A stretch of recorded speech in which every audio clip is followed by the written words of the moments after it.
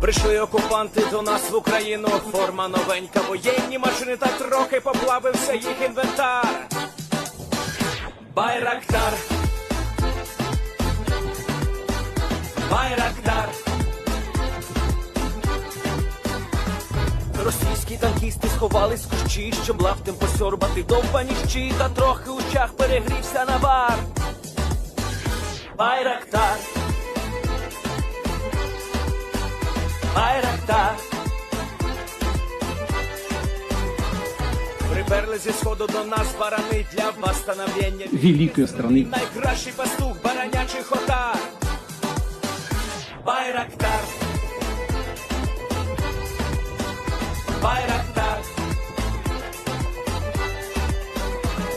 Ті, хто води всяке озброєння різне, потужні ракети, машини залізні, у нас на всі доводи є коментар. Байрактар, Байрактар. Вони захопити хотіли нас зразу, а ми зачаїли на орків образу з російських бандитів. Робить примар. Байрактар, Байрактар.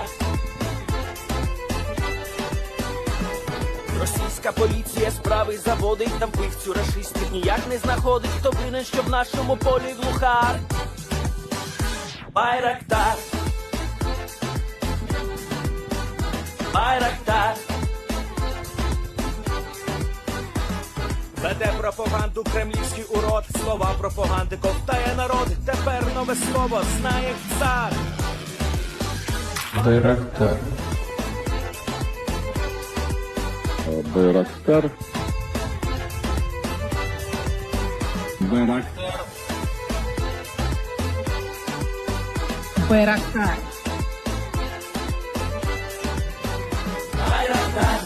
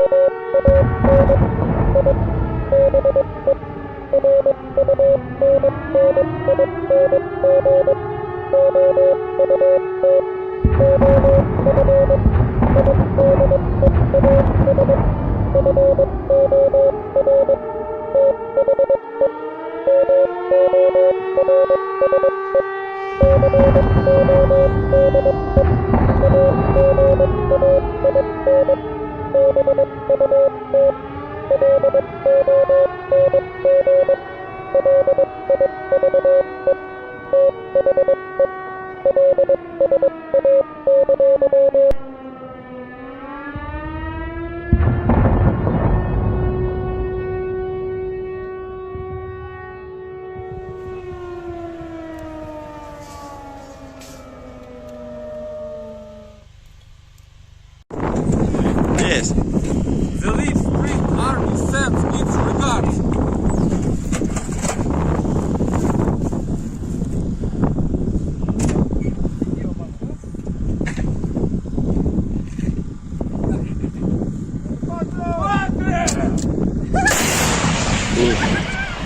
Русский военный корабль. Предлагаю сложить оружие и сдаться. Русский военный корабль, иди нахуй.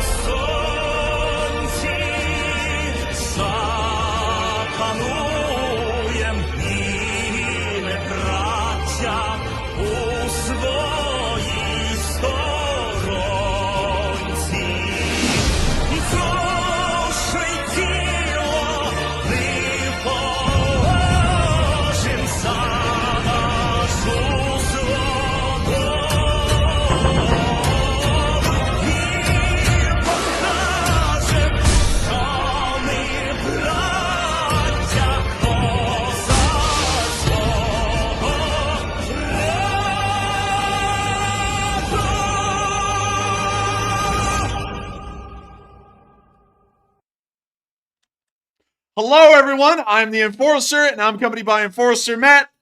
And good evening, folks. It's Enforcer Matt, and welcome back today at 6:54 of the news. And it's good to see you all once again. And guess what? Putin's losing it. Who would have guessed it? And Putin is absolutely wilding as we cover these past 24 hours of the news of the war in Ukraine, as the assault in Avdiivka has been ordered to press forward with all available units, creating one of the most disastrous days we've seen of the offensive since its very inception. But before we get into that tonight, before we cover that news, I just want to say something really quickly to everyone here that has been a part of this Lee Spring Army for nearly 2 years. This channel has been here every single step of the way, and y'all have been here as well, as we have covered every single bit of news that has come out of Ukraine on video and picture evidence for 654 days now. We are close to rounding out this year and calendar year and getting very close to, in about 2.5 months' time, celebrating the second year of the war in Ukraine. This channel has raised $1.3 million in support of nonprofits that have been operating in Ukraine, and not only that, it consists of an army of nearly 157,000 subscribers that consider themselves to be members of this Lee Spring Army. The Lee Spring Army has prevailed longer than really many other communities have been able to on YouTube in support of Ukraine, and provided more support than any other community I can even think of or even mention off the top of my head. I want y'all to know that while this channel has gone through some rougher times, and many of y'all have heard or seen about these rougher times lately, this channel is going to be dedicated in ensuring that the news of the war in Ukraine will continue.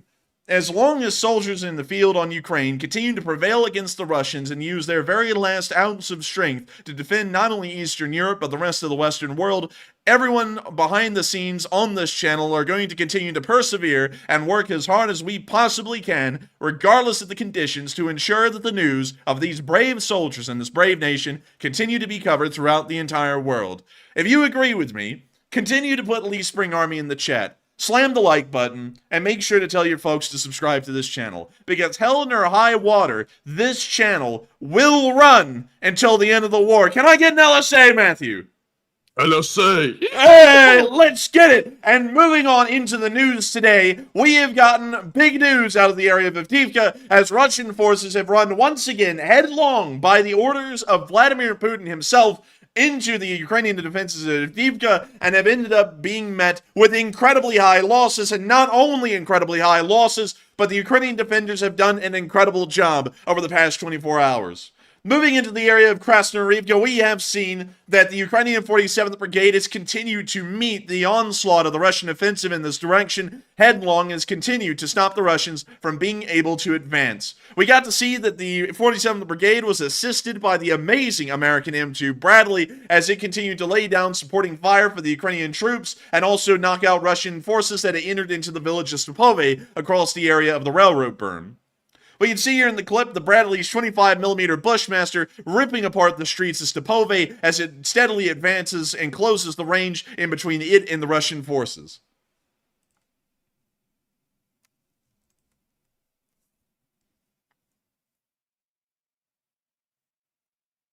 We can now see the Bradley continuing to advance. It appears that it's now holding fire, but once again beginning to fire once more as it is continuing to close the range nearly around 80 to 100 yards from its actual target. We now see the Bradley has stopped and begun to reverse, continuing to lay down fire, and it appears that these are actually incredibly close to the Bradley's location. We can also see a tracer round right there continuing to burn. And we can see that the Bradley is putting down as much suppressive fire as it possibly can on Russian forces to keep their heads low, and hopefully some of these shells catch some of the Russian soldiers a little bit too early. Техас, друже, такий ракурс і тримай, щоб ми бачили наше Бредлі. Такий ракурс і тримай. Куди він стріляє, щоб побачити? What'd he say? I have no idea, but my man be wilding out here. That's it. We can see the Bradley continuing to fire down the street. The Bradley is now holding position on the left side of the road and is now once again beginning to slowly advance and firing directly in front of it, possibly suggesting that the entire village of Stepove may be filled with Russian forces.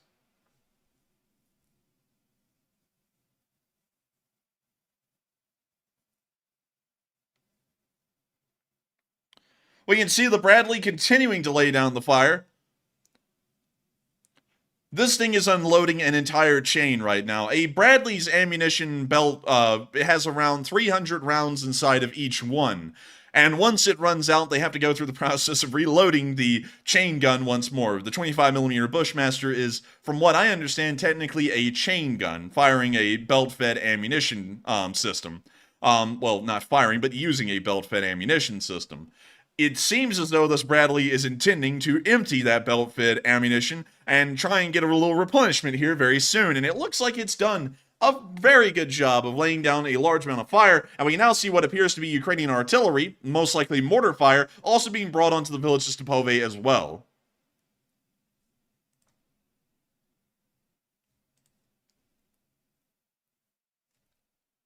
When you see the Bradley now retreating from the town after providing a heavy amount of firepower and leaving the Russian garrison to their own demise. A very good clip to see, and a very important one as far as the defense in this area goes. The Russian forces have made it along the railroad berm in this area almost all the way from the area of the Avdiivka coke plant and the slag heap, and all the way up to the area just north of Krasnorivka, near this small area of abandoned village houses. The Russian forces have been trying to use the village of Stepove and the tree lines heading to the railroad berm as an assault corridor to make it from Stepove and into Berdichi, which is the next village just about a half mile or a mile over from the location of Stepove. Russian forces, if successful in this direction, may be able to attempt an encirclement of Avdiivka by cutting off the major supply routes that keep the Ukrainian garrisons inside the town running, making this the most important flank of the Battle of Avdiivka at this very moment. Because of this, Ukrainian commanders in the area have dedicated some of their most elite units, including the 47th Magura, equipped almost entirely with modern, high-end Western equipment, and high-end being stuff from the late 1980s, but that's still more high-end than what the Russians have. They have dedicated those forces into this area with the sole purpose of wiping out the massive horde of Russian invaders that continue to try and push across this railroad berm. Make no mistake, while the Ukrainian 47th Magura is an incredibly high-end unit, they are massively outnumbered in this direction of the Avdiivka battlefield. From what we understand, the Magura is going up against nearly every 4 Russians for one of their own soldiers in their brigade. We also understand that the 47th Magura is maybe being assisted by some elements of another brigade, most likely inside of the Avdiivka coke plant, but we don't really see many other units operational in this area of this flank except for the Magura. Regardless of the 47th Magura being massively outnumbered, nearly by a ratio of 4-1, they continue to face down the Russians as steadfast as they did in the area of Rabotne and have inflicted, from what we understand, some of the highest casualties that have been seen on the battlefield so far during the Russian campaign to attempt a capture of Avdiivka. Moving on to our next clip, we can also see another attempt of the Russian forces pushing forward through the direction of Stepove, and it was stopped. Now, really quickly, I do have to mention this. We will not be able to show this whole clip on stream. We are going to have to stop this video around the minute to a minute and 10-second mark because everything beyond that is not showable. But we can show everything up to that point. So I'll be showing y'all what we have. First, we can see that the Ukrainians are bringing in fire support in the form of their Mi-24 Hinds, which are firing off S-8 unguided rockets in an attempt to give something similar to MLRS artillery support to the Ukrainians fighting near the area. When you see Mi-24s and Mi-28s being used for this role, we can also see that the Ukrainians are pulling out some of their more advanced main battle tanks of Soviet vintage as well. T-80s and T-64s are usually considered to be the very epitome of peak Soviet engineering. The T-64 is actually a very high-end tank, at least for what the Soviet Union was able to produce at the time. The T-64 and the T-72 were something of competitor tanks. And an interesting little story to back that up, the T-64 was actually designed at the HTZ, which is the Kharkiv tractor factory inside of Ukraine. Pretty cool, right? Very cool, actually. Very cool. You know, there was actually another company, I believe it was actually Ural itself at the time, and this was in the late 1960s in the Soviet Union. They saw the design of this tank, and they literally said this. And this is crazy because this is the origin story of the T-72. They said, those filthy Ukrainians in this engineer's mindset cannot make a tank better than a Russian one. This thing is stupid and overcomplicated. We need to make one that's better. And so out of that statement, Ural then made the prototype for the T-72 main battle tank, which is the primary main battle tank that the Russians use even to this day, while, crazily enough, out of the dissolution of the Soviet Union, the T-64 series main battle tanks, originally designed in Ukraine and used a lot by the Soviet Union, most of them actually ended up being inherited by Ukraine itself, which was the original Soviet Republic that designed this main battle tank that ended up being outdone by the T-72. The T-72 was cheaper, it was poorer quality, but most importantly, it was what the Russians were looking for. The Russians, the Soviet Union in particular, although it was largely domineered by the Russians themselves because they were the largest population within the Soviet Union, didn't care about the quality of a tank. So while the T-64 in every metric is far better than its T-72 counterpart, they would end up adopting the T-72 as the primary main battle tank of the entire Soviet Union. And that is how the T-72 came to exist, largely through Russian racism against the Ukrainians themselves. And so the T-64 not only is a relic of Soviet times, but also stands as a testament to Ukraine's perseverance even during its persecution under Soviet Union times. So we can see this T-64 BV passing by. Pretty cool tank with a very interesting developmental history.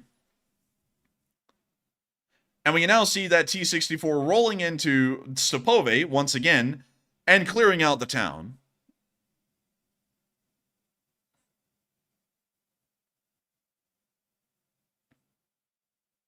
We can see the Ukrainians clearing out some village houses using grenades to do it. We can see them blowing out the inside of a house.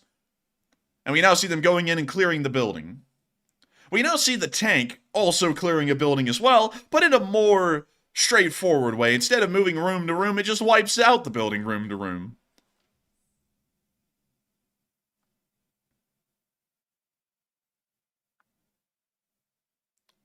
The tank continues to level the building, and also the one closest to it. And I hate to tell y'all, we're going to have to end the video here. The remaining 20 or so seconds of this thing is pretty gruesome. And of course, we cannot show that kind of stuff on YouTube. But nevertheless, if you do want to see this clip, because I've started to try and think about maybe including clips that are usually considered too graphic to show on YouTube, showing the parts that aren't graphic, and then just allowing y'all to click on the link in the description below for the day 654 map, which is, I think, the third link down in the description. Click on it, and you'll be able to go to this video and see it for yourselves.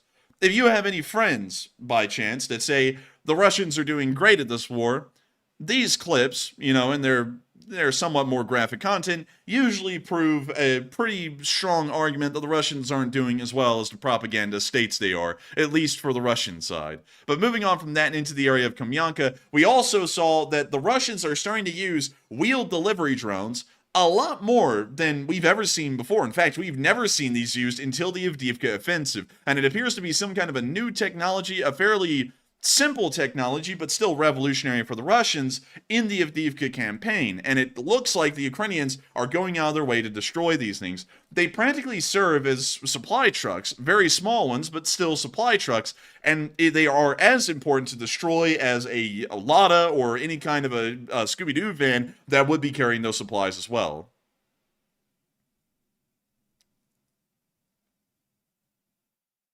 And we can see the 110th Brigade giving its little call sign. And we can see some clip. All right. Man, it's Tekashi 6ix9ine. Just look.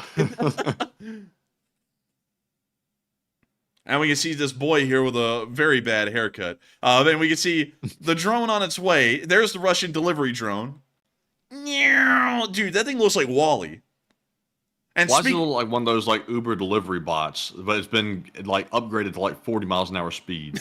That's it, dude. The motors are burning out as we speak. And it's done for. Yeah, whatever was in that thing, it's not getting there. Dude, that rat though. What? Dude, that rat was like me whenever I see anything somewhat questionable. It just shuts the door at 1,000,000 miles an hour. Facts. Someone said that was Home Onon, but newest version, and thank you for sharing that. But with that, that's the end of the clip. Y'all all have to admit, that was very interesting to see that the Russian delivery drones are getting about as much smoke as the old-fashioned kind of a Scooby-Doo van used to get. And it looks like the Scooby-Doo vans might become a thing of the past near Avdiivka, as these little delivery drones are starting to become incredibly common, but they're still not having any success, much like the Scooby-Doo van. Moving on from that and into our next clip, we also got to see a Ukrainian tank firing in the direction of southern Avdiivka. This was filmed by the 116th Brigade and appears to actually be in an urban area of the town, most likely on its very southern end near the industrial zone. When you see the tank taking its time, making sure to make choice shots, as an explosion goes off to the left side of the screen,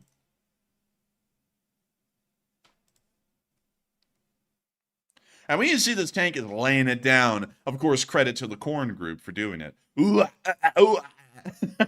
anyways, we can see them continuing to do their thing, backing up and firing. But also notice, while they're trying to do the fire and retreat kind of a tactic that Western main battle tanks do, you can't really do it in any Soviet-era main battle tank because most of them lack any proper reverse gears, like this one does. Leave it to the Russians not to, like, put a proper reverse gear on it. Dude, they only put we only one. go forward, we don't go back. They only put one, and the fastest speed I think a T-72 can go in reverse is like 3 miles an hour. That's walking speed. That's like a slow walk, really. That's probably intentional, because the designers knew that the Russian soldiers don't really want to go to the front because they're ill-equipped, so we better just strand them out there. They can't even reverse. Dude, the Russian solution to this problem? Alright, I'm bailing out. That's as soon as they see anything. Just, alright, I'm gonna head up, fellas. See you around. They just get the punch machine and clock out in the tank and then just walk away. And this little tank here, it is just doing whatever it wants. Apparently, the infantry in this area has been assessed to have no anti-tank weapons because this Ukrainian main battle tank is really doing whatever it possibly wanted to. It seems as though it has no restrictions. Like, for example, being scared of Russian infantry. We can see that the Russian infantry are actually crawling out of the buildings like roaches and running away, showing that they do have no anti-tank weapons in their unit.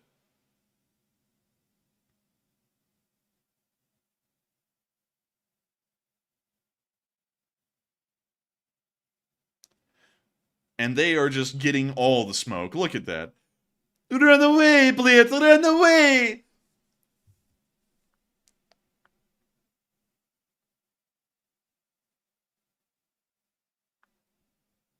The video then ends, but showed us a very interesting look that Russian forces in some areas of Avdiivka are so heavily depleted of any kind of actual equipment. And I have to say, RPGs, even RPG-7s or even the more modern RPG-22s, are fairly easy to produce, even for the Russians in their current economic and industrial state at the moment. You can produce those in the tens of thousands, if not hundreds of thousands a year, if the Russians wanted to. Yet, nevertheless, their logistical chain is so poor in its organization and execution that it's impossible for them to actually get any of that equipment to the front lines. And that's something that I kind of have not really mentioned a lot to y'all, is that the Russian industry and being able to produce smaller things like AKs, like RPGs of any variant, they actually have the ability to do that, and they manage to produce an incredibly high amount of them, even right now at this point in the war. But there's a little bit of a disconnect. All of y'all know, like, let me make this comparison. This is a great way to make this comparison because it's perfect. Amazon, as a company, has an endless amount of inventory on their website for really anything you want. Of course, those are all different sellers and vendors that are on Amazon, but nevertheless, it's an endless supply. Much like the Russian arms industry, it's an endless supply of stuff, especially on the low end, like anti-tank weapons and rifles. But we all know that what Amazon really excels in and what their whole purpose is to be pretty much a shipping company. Once those products are purchased, Amazon's job is to get them to the end customer, which is y'all. Now, there can be issues. Like, for example, if Amazon doesn't have enough delivery trucks or enough delivery drivers, you're going to start running into issues fulfilling those orders and getting them out to the customers. And that's the same thing that the Russians have a problem with across their entire armed forces.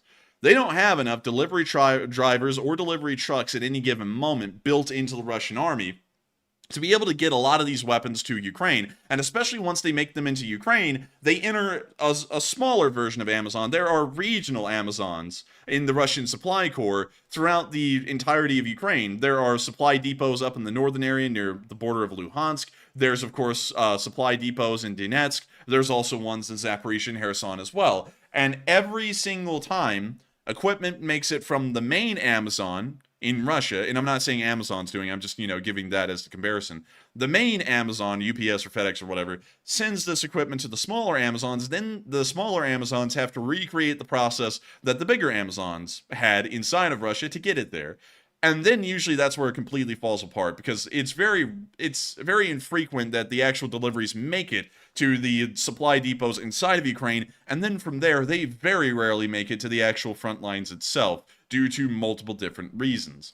And the fact that some Russian units are lacking anti-tank weapons when a normal Russian squad usually has an anti-tank weapons operator inside of it shows that there is some kind of a massive discrepancy in the Russian supply chain somewhere down the line. And so, with that, and also, wait a minute.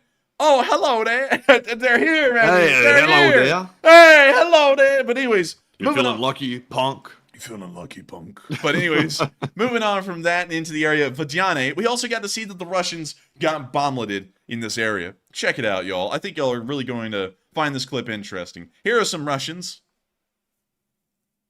They're just kind of hanging out, and oh goodness, he's a little sleepy. But we can see them moving around down there, and very lucky. Good. Love to hear it. What do you say in the movie if they're like, "You feeling lucky, punk?" And then they respond back, "Yeah, actually, I am." What was the response supposed to be? Okay, bro. They just walk off. I guess I don't know. All right, then I'm gonna head out. Oh, these Russians. Goodness gracious. We're going to skip forward a little bit. Y'all can tell. You know what? I think y'all can get the gist. I think y'all can get the picture. The Russians not doing that hot. I think we can all agree on that. We're just going to move on from this clip. Of course, Vodyane is a pretty rough area of the lines right now, especially for the Russian infantry, considering that they're lacking any support or any kind of simple weaponry, even like AT weapons at this point. But moving on from that, we also got to see that the Ukrainians have introduced a new kind of drone into the Donbass region. And why is the display so different for this one? 1 second, let me make sure that we get this one right. Hang on, folks. Hold up. There we go. And here's the clip, baby. And so let me make sure to unmute that thing. And here we go.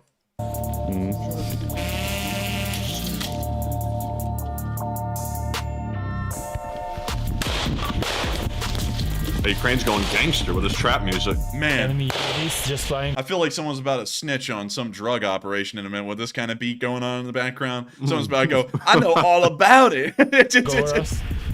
When you walk past the interrogation cell and you see your friend with a Big Mac and a fries in front of a whiteboard drawing out where all the trap houses are, that's the kind of music playing in the background.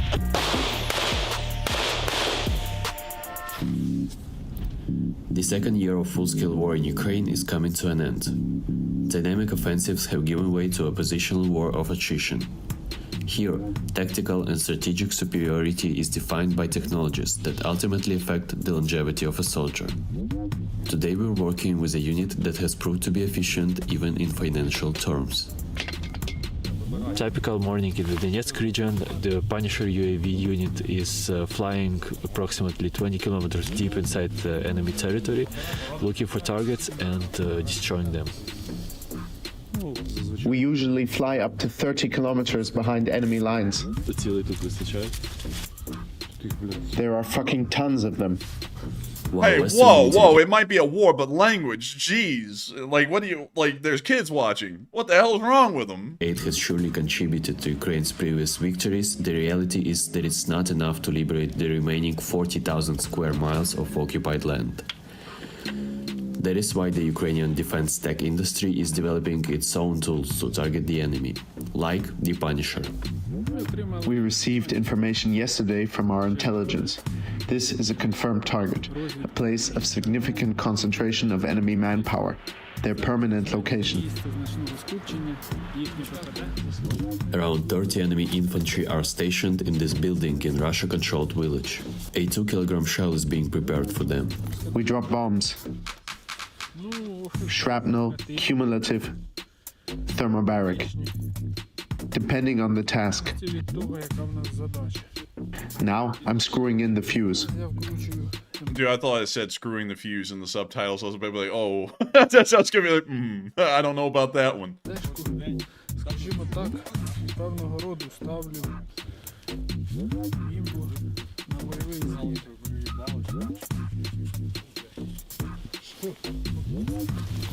Можливо, як повезе тут гіацинт.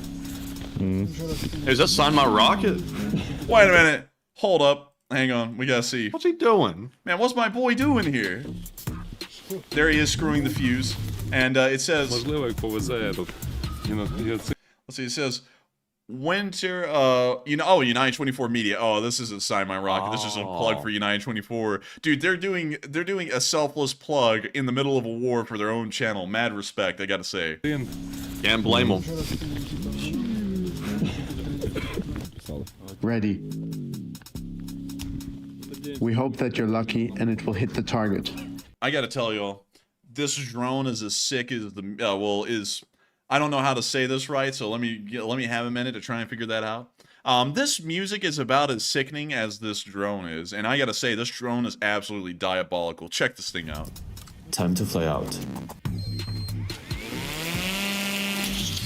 Once the Punisher is in the air, I think it's got some power behind it. Yeah, dude. That thing has It's some time kick. to reach a target this far. This team of 4 is one of the most successful with this UAV. They destroy artillery in the rear, as well as mortar positions on the front line to reduce pressure on infantry. But the main point of the Punisher is that it's reusable and cost-efficient. It drops a bomb and returns. A mission like this costs around $100, the price of the shell. And you see, folks, even all of you here, could make sure to win a war with the Punisher. And I gotta say, that's one hell of a name right there, the Punisher. That sounds like something very interesting, Matthew. I'm not gonna lie, you know. Pretty interesting name. What does it punish? What's it sound like? It sounds like your channel name. Sounds like the Enforcer. It's like the Punisher. It's like, hey, I want some schmucks to just sit there and say, what is it punishing? That's what I want to hear. Like, do people ask with us, what is it enforcing? I don't know. Like, what is it punishing? Russians? Well, it is. Ask Chris's mom. Oh! Yep, I had to say it. Chris's mom is still in the crossfire a week later, but getting back to the video. She'll never live it down. Something is fucking flying. Let's spread out in this tree line. Sometimes, I'm not gonna lie, y'all, I talk like that every once in a while. But usually there is whenever a drone's flying over our yard. And I'm like, an effing drone's flying over. Whip out the shotty. But anyways. Make no mistake, working this far from the front line doesn't make it any safer for such a unit. Enemy is just flying over us. We have to take cover.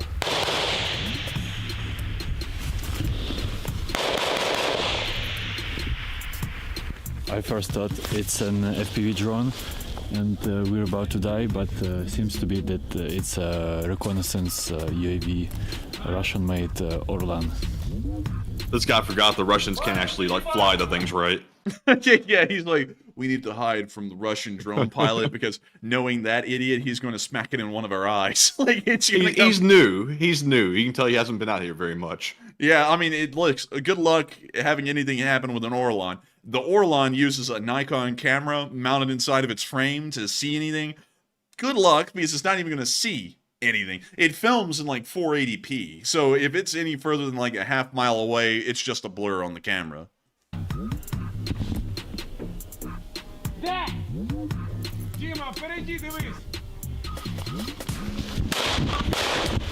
Oh, and they got shots fired.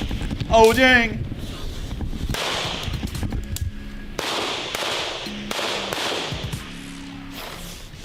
Не чутно, наче? Наче не чутно. Although we're pretty deep inside Ukrainian controlled territories, just like our units, Russian units are able to fly here and find the target.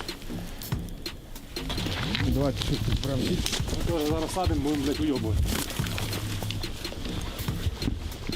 Бо зараз по-любому сюди щось нахуй прилетить.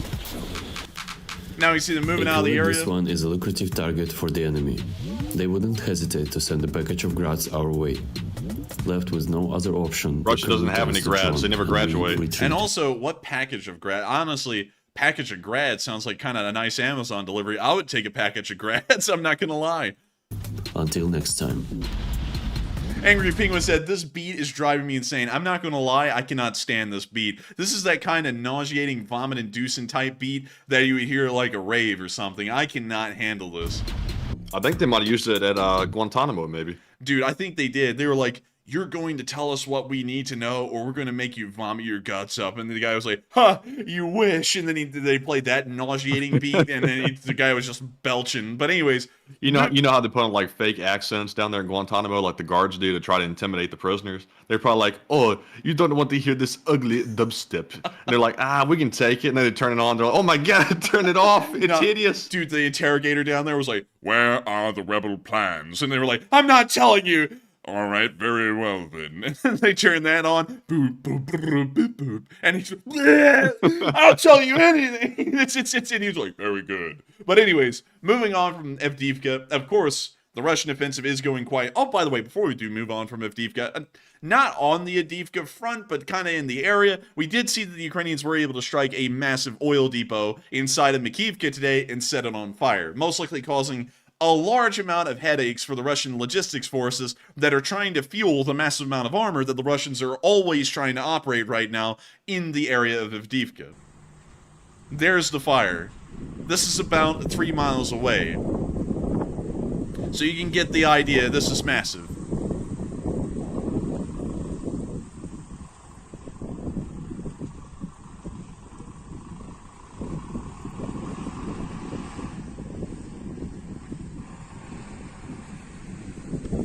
Охренеть, что там творится. And what is that on fire again? Do we know? It is a massive oil depot. An oil depot, eh? I was about to say that's pretty large. Ooh! It's getting hot. They won't be cold tonight. Dude, every time I see my friend Klemenko come in the room, I always go, "Oh yeah, boy, it's Klemenko time." But we can see here, this is certainly not Klemenko time. This is burning in hell time, and it looks like they're getting over there and they're getting the points, the bonus points for that.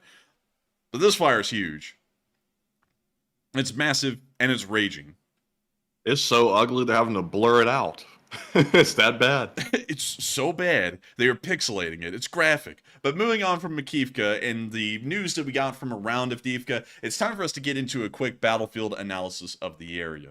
Some of y'all may be hearing out there in, the world. I know many of y'all have been exposed to that big, brave world out there. Or is it really brave? Put that down in the chat. Do you think it's brave or not? But we've seen over the past 24 hours, the Russians have made practically no advances in the area at all.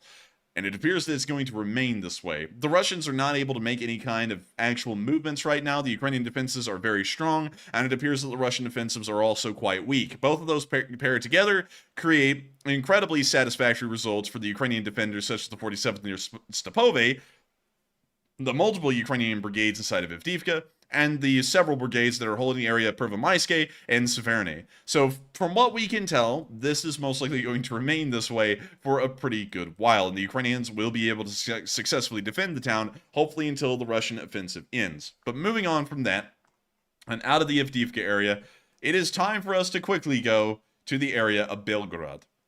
Because Matthew loves Bobcat skid steers. Matthew also likes construction equipment. For the most part. Yes. And we also have something pretty interesting right here. It is a excavator getting blown up in the Belgorod Oblast by Ukrainian FPV drone. The X-Files music plays, very copyrighted, and it make me crap my pants, but we can see Wait a minute, is that what that's from? Is X-Files? Yeah, it's from the X-Files, man. I have heard that song so many times, and I thought I recognized it from somewhere, but now that you said that, it rings a bell. Yeah, it does. This is when they'd sit there and go, "Why did the alien probe the man?" And then they play this music, and it was like stupid crap. They have some weird guy with frizzy hair go, "You see, the aliens built the pyramids," or some crazy crap like that. But we can see the drone coming in, right on the excavator. And by the way, the Russians had to paint the excavator black so that way you knew it was cool and tactical. But they blew it up anyways. They didn't care about the black paint job. They blew that thing up. Slow. I love slow. Also, by the way, Enforcer, you have to make a statement because I've had so many people ask me. I think you had a typo in the thumbnail and you said desperate instead of desperate. Yes, I did. I did have Please a typo. explain. I had a typo because, really quickly to explain, when I make the video title and the description, well, the stream title and description, it actually is done about 10 minutes before the stream goes live. And usually it's a small part of the preparation process. So there's a lot that actually goes on through the preparation process before the stream goes live. And so there's very little time for me to be able to spell check. And on top of that, YouTube does not have an autocorrect feature built in. So if I'm quickly typing in something, it usually doesn't tell me that it may be incorrect. And there's so little time before the stream when we do that we can't really correct it until someone mentions it. And then we look at it and we're like, oh crap, it's wrong. And then we fix it. So in case y'all are wondering, why was it like that? That's the reason why. Did we notice it? Yes. Is that why the title is different now? Yes. Wait a minute, hang on. I think the thumbnail actually, wait a minute, hang on. I think that's on the thumbnail, isn't it? I think so. Oh, me, no. like to see this. No, no. It is wrong on the thumbnail. That's where it is. Oh my lord. Let's see it. I'm curious. How bad is it? So, let me drag it over on screen. This is what it is right now. It's Putin is desperate. Okay, now I know why people were coming in a little bit confused because now I see. Okay, we need to fix that. That's not even YouTube's fault. We're in law school. Man, we so smart, man. We so freaking smart and intelligent.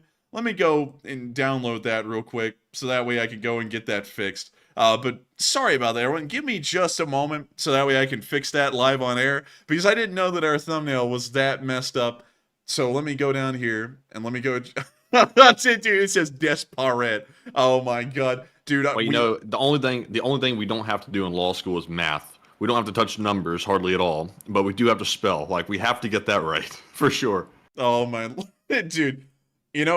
I think we're going to have to call it short tonight. I'm just kidding. We're not ending the stream for that. But still, thank you everyone so much for pointing that out because apparently I can't even spell. So with that, we're now going to be moving on from the area of Belgorod and the Russian disaster with that excavator and my disaster with spell check. And we're now going to be moving on into the area of Kyiv. Because in the city of Kyiv today, we got to see that the Ukrainians dismantled a monument. And a monument to a commie who commanded forces against Ukraine in the 1918 to 1919 years. Those weren't necessarily great years in Eastern European history, and we can see that the statue's coming down.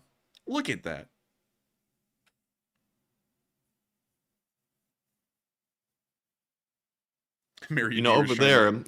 Over there, it's one thing to take down a statue, but over here in America, it's a whole other thing. I'm telling you, there's so much different environment around it over there than here. Oh man, I'm telling you. Oh man. But anyways, we're not going to touch on that too much because that is touchy It's subject. Scary, man. It really makes me shiver me timbers, man, all the way. But moving on from that and out of the area of Kyiv, where we got to see that statue being taken down, we're going to be moving on into the area of our location unknowns. Because y'all love some raw juice, and I'm always here to give y'all straight up juice. And we're going to be moving into our first clip, where we got to see some pictures of a martyr during a training exercise. Some of y'all may go, martyr, isn't that like a Hamas thing? No, you silly goose. It's a German thing too. And it's like a little tank, but it's an armored personnel carrier, and it carries troops. And also guns. Big guns. Quick firing guns. Deadly guns. But we can see pictures of them guns driving around. Look at it go. Look at it go. And they got the log. They got the emotional support log on the side. And they're just doing the thing. They're vibing with their martyr and they're learning how to use it. And it's very important to do that. And we can see. I gotta say, I really appreciate when they put the log on the side of the tanks or on the back of them. Like it just really brings back the old times, I guess. Like you don't see too many of them putting those logs on those things anymore. And that's for luck, isn't it? Well, actually, it's not. That's an actual utilitarian purpose. The log is there, so that way if the tank gets stuck in mud, the theory is that you can place this thing under the front of the tracks, and it'll give it traction to get out of the mud. Doesn't really work. Wait a minute, you told me it was a lucky log. You told me it was like the lucky, like, Slav log or something like that a while back. Dude, that's just the meme. Like, because the Eastern Europeans are the only people who do this kind of stuff. Everyone else just has a recovery vehicle. They're the only people who put logs on the side of APCs. So everyone jokes around. You lie. Man, I didn't lie to you, man. I'm a truther. But anyways, nice to see the log. Nice to see the Martyr. And we can also see this commander here trying to nestle up near the 20mm autocannon that's in the Martyr's turret. We can also see another picture of the driver right here. The driver looks stone cold. This man has seen some stuff. Probably the gear shift on a T-34 or something like that. That's actually PTSD inducing. And we can see right here the cameraman breaking the first rule of gun safety, which is looking straight down the barrel, which is always good to do. Remember, everyone, don't do that. And then the last picture is just of the Martyr. Pretty freaking cool vehicle. I like to see him. And of course, not only that, it's a pretty potent and competent armored personnel carrier. It does its job quite well.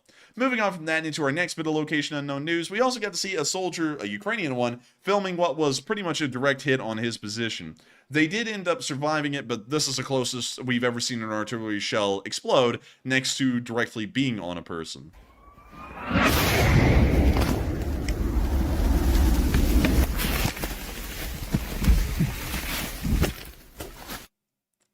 Damn. That was the closest we've ever seen an artillery shell explode. Lucky that everyone survived. We don't know if they have any injuries, but it's good to know that they did live through it because that was pretty severe. It's about as severe as it gets as far as artillery landings. But moving on from that, we can also see an archer with Barracuda camo. And I gotta say, it's very nice to see the archer. You know, we always love to see the archers.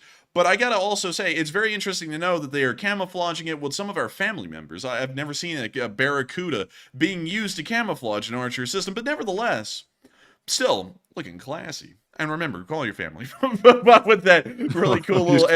You just called our family members a Barracuda, man. Come on, you can't follow up with that. Oh, you know, just a couple of them. You know, one or two of them. You know, the kind. Y'all all know that family member. You know, the blood-sucking leech. Y'all all have a family member like that. But the rest of the family, pretty cool dudes. You know, and you gotta admit, you gotta hang out with the bros every once in a while. You know what I mean? But still, nice to see the little archer here just hanging out with his little camo wrap.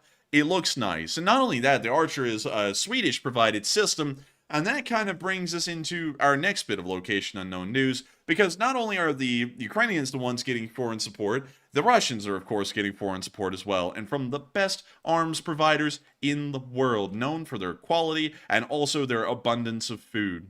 North Korea. They get a decent amount of... They're so starving, man. They hadn't seen food in years. Dude, they are starved for attention. In more ways than one. Yeah, they don't have anything. They would like probably start a riot for a can of Spam. Like that's how desperate it really is getting. Dude, the North Koreans are so hungry that none of them even know what the hell a ham and ham hung means. Like they're like, what the hell's a ham and why do you hang it? Like I've never even heard of this. The best I've heard of is like a roasted potato. But nevertheless, by the way, I just got to tell y'all, while I'm kind of dissing on the North Koreans, I am, of course, a part of that Pyongyang, and we love to respect the great people of North Korea. On top of that, we also like to say that, you know, there could be a couple of things going on in North Korea. For example, you know, we could cross the county line and go into Cheongsang County, but we don't like to do that because that would be a pretty Kandong thing to do. And also, we would probably get hit on our Yongdong for doing something like that. Get the hell out of here. Get the hell out of here.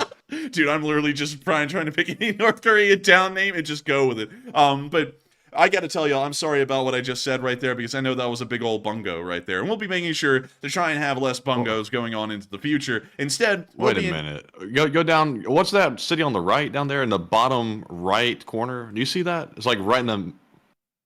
Are you seeing that? What's in this town? We got to know what's... I'm not saying it, man, but we get... Is this a camp?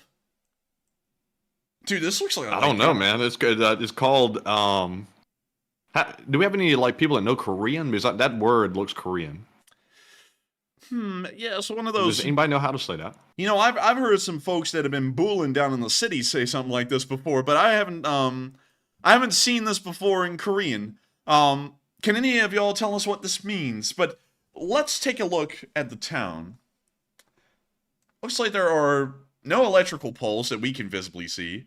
And also, all the buildings are right on top of each other. Pretty dense town.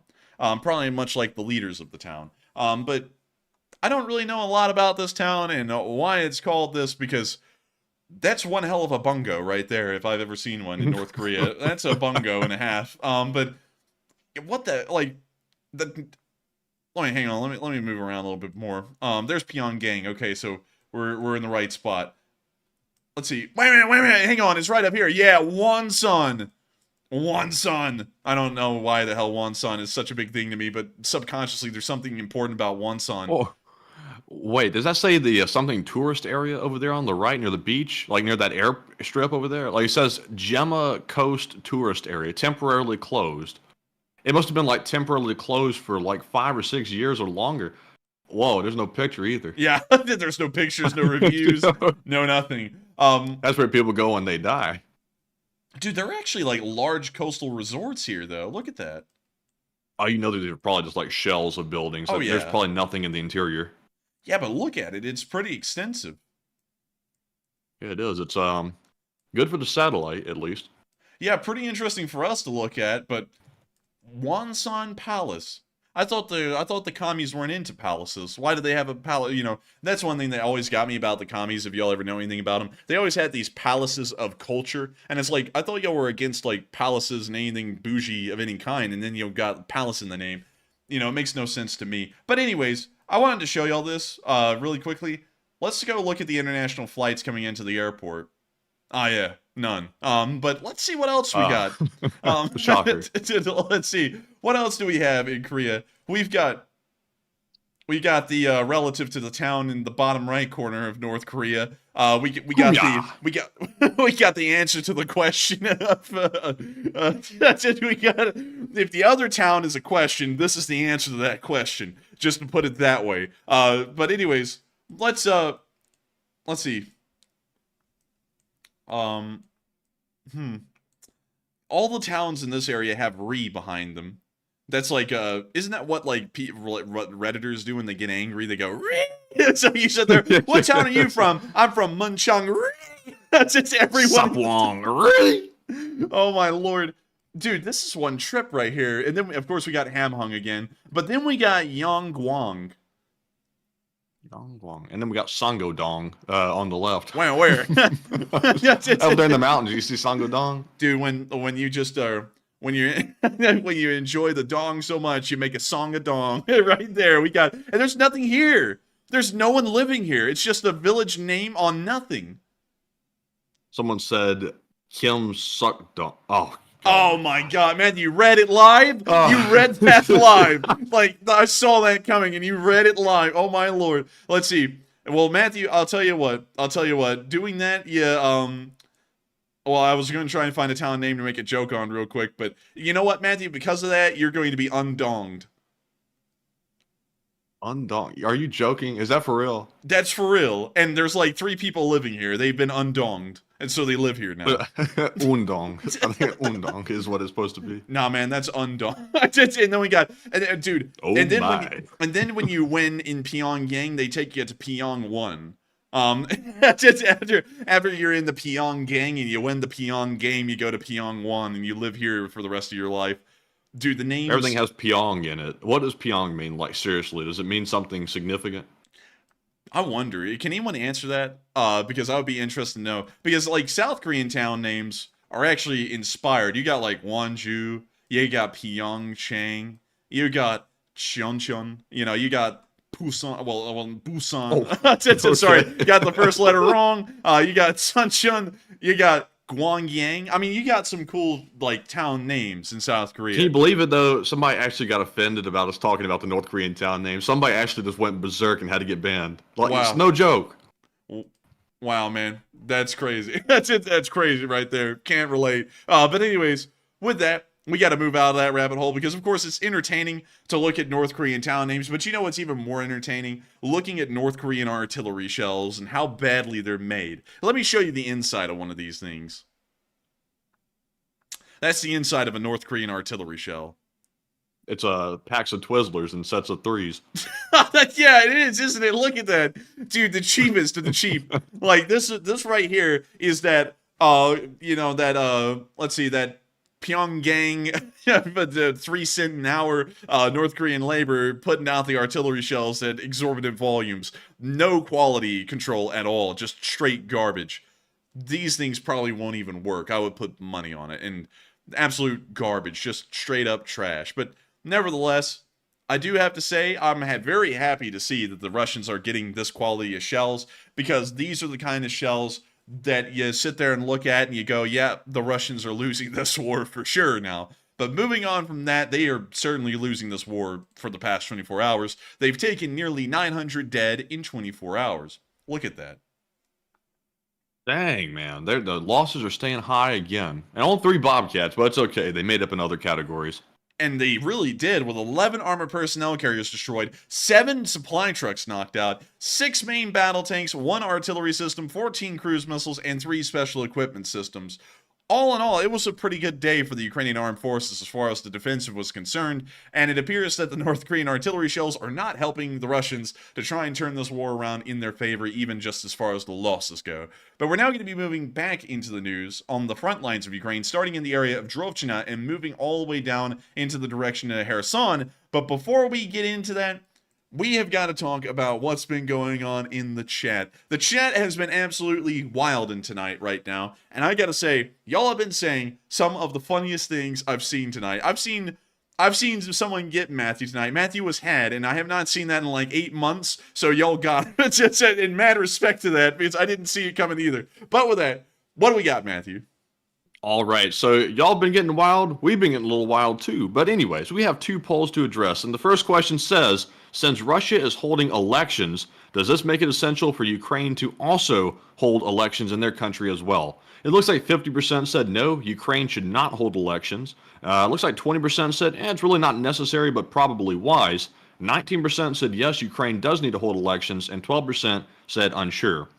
And on this one, even though we know the Russian elections are a sham, they're completely fake. It's rigged all the way, literally rigged, not just saying it, literally rigged. But seriously, they're rigged, and everyone knows that. It does, have the potential to have propaganda value behind it for Russia to say, look, we're holding elections, but Ukraine's not even holding elections, and we're at war, Ukraine's at war as well, but yet we're doing it. I think Ukraine should go ahead and hold elections. Even if not all the people can vote in the election because there's so many people out of the country at the moment, most of the people that are there can vote in it, and there are ways they can figure out to get the ballots out to people, and there's probably other ways as well they can do it electronically to try to get people at least involved in it. But the big point is to get the appearance that Ukraine is still functioning as a democracy and that they're not suspending their elections indefinitely, because that could have a bad look to it. But Enforcer, what say you? I would have to say that I would go with the option that they probably shouldn't hold elections, probably. Because in my opinion, it is, of course, good to have a democratic process, and that's, of course, vital to a democracy's survival, but at the same time, the Ukrainian constitution does forbid elections during wartime. I don't believe the Russian constitution has any kind of provision that says something like that. So just going off of the existing laws within the constitutions of these two nations, while the Russians don't bar themselves from having elections during wartime, the Ukrainians do. And as far as it goes, upholding the Constitution of Ukraine is probably a pretty big priority for the Ukrainian government. However, while that's the case, being a citizen of the United States, and I know that there are many different flavors of democracy around the world, just like there are different flavors of communism, fascism, and every other kind of government that you can have that can exist. There are different flavors of democracy, and the answer is not the same for every single one of them. However, I do know that in the United States, regardless of the conditions, the United States has always held elections. We have never failed to have an election every 4 years for the President of the United States at least. And I know that we've certainly not failed on having elections for representatives and senators as well. They run like clockwork no matter what's going on. The United States could be in World War I, World War II. It could be in Vietnam, Korea, Iraq, Afghanistan. It could be in the middle of the U.S. Civil War, the middle of the War of 1812. We are going to have the elections, and we end up running them every single time. Going off of that, and the mindset of an American that elections are an inherent necessity of the government and can never be stopped, I would say that maybe possibly I would entertain the idea of the Ukrainians revising their constitution and making an amendment that specifically strikes that provision out of the constitution and allows for elections during wartime. That's something that I think would be prudent to do, especially considering that everyone always wants to be a democracy, and I don't really think that war should suspend democratic rights and privileges. If a war, and I have to put it out this way because I know a lot of people are going to be like, but the Russians are going to rig it, they're going to screw it. That may be the case. They may try, but there are of course always ways to get around that.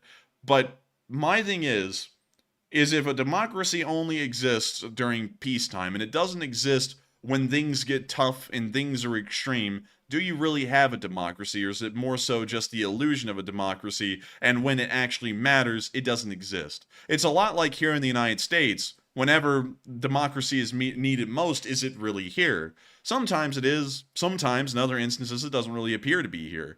But that's something I think that every country should always strive for, is that we should always be looking to be the ideal. And of course, America isn't the ideal. I'm going to tell you all that outright. There's, of course, many things the U.S. has done wrong throughout its history. But I think that every country should always pursue the ideal. That's what every nation's end goal should be, even if it's going to never be attainable. And I feel like it would be a good move for the Ukrainians to have an election. That's what I would think. I can understand them not having one, though, and I would say they probably shouldn't have one considering the current provision within their constitution. But my opinion would be that there should be an election.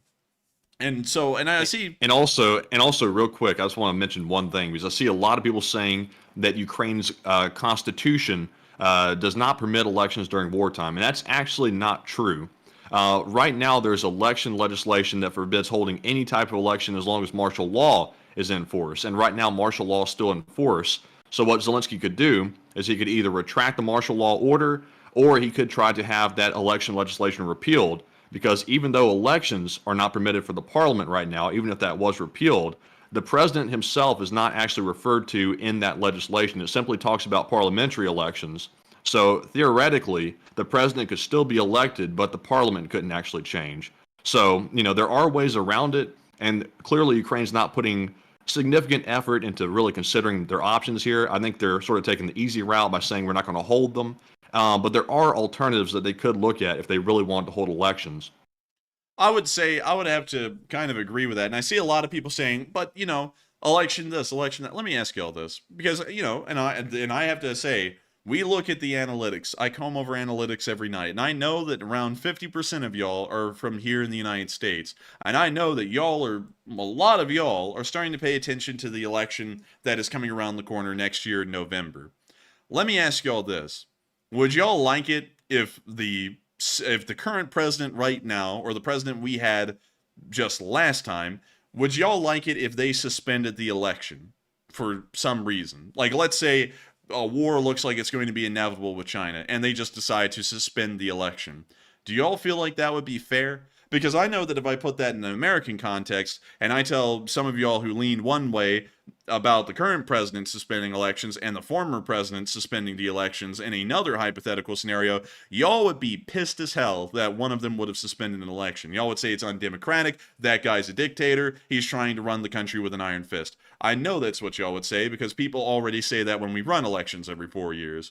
And so going off of that, and going off of that happening in, kind of in Ukraine, forgetting the constitutional amendment, I think it's very important to have a constitutional right, not only a constitutional right, but a requirement that elections must be held like clockwork.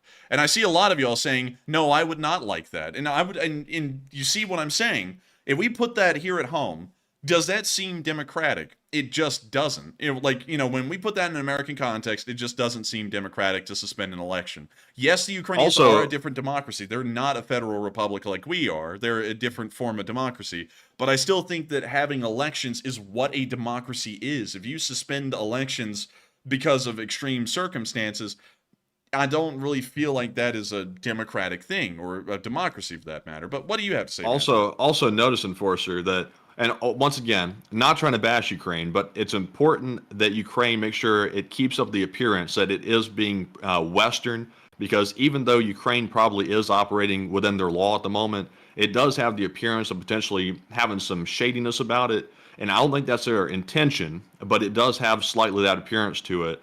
And one thing they have to remember is if you hold elections on a regular basis, even if they're more frequent than they should be, that has a good look to it. And, to me, that seems like the wiser thing to do. But Enforcer, what do you really think they should do? Should they hold elections right now, or should they wait until the war's over? Like, if you had to, make the decision as Zelensky, what would you do? If I had to make the decision as Zelensky, to be honest, while I believe, and also really quickly before we move on, I see some people saying that's a false equivalency and things like that about my statement about democracy.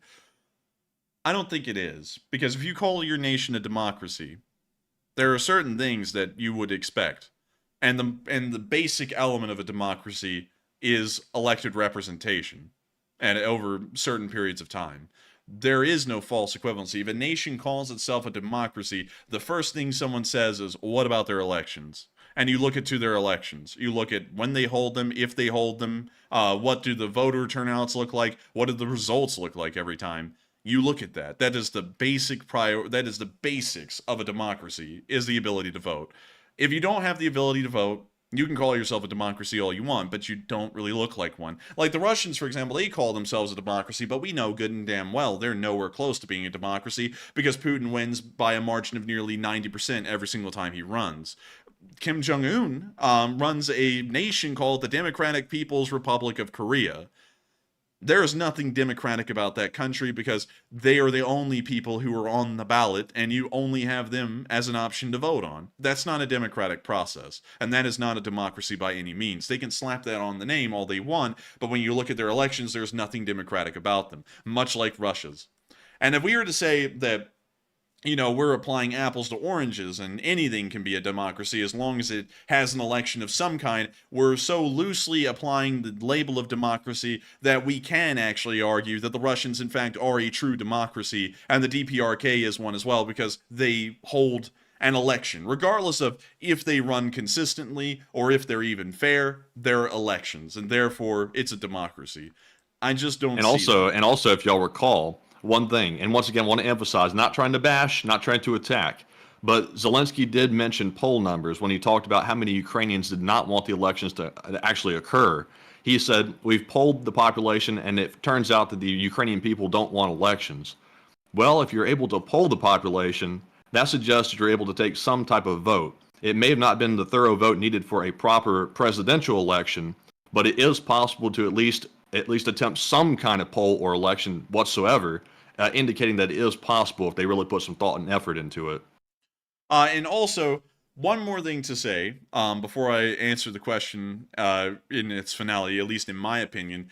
I see a lot of y'all's arguments, and they're fair arguments, in the response of not having an election. What about people's safety? But here's the thing. If your liberties rely on safety, they're not liberties. Like, do y'all remember the phrase from Benjamin Franklin, I believe it was, where he said, if you would give up your liberties for security, you deserve neither. That's the situation we're looking at right now. People are saying rights should be suspended in the advent of public safety. That is not what a democracy is. If democratic rights are suspended because you're scared of public safety, there is no democratic rights. That's at least what I think, in my opinion. And that's something that I think should be inherent. There is a danger right now. If these people go and vote, there's the possibility that the Russians could try and attack these polling stations. I think that the Ukrainians should try and find a way to work around that, though.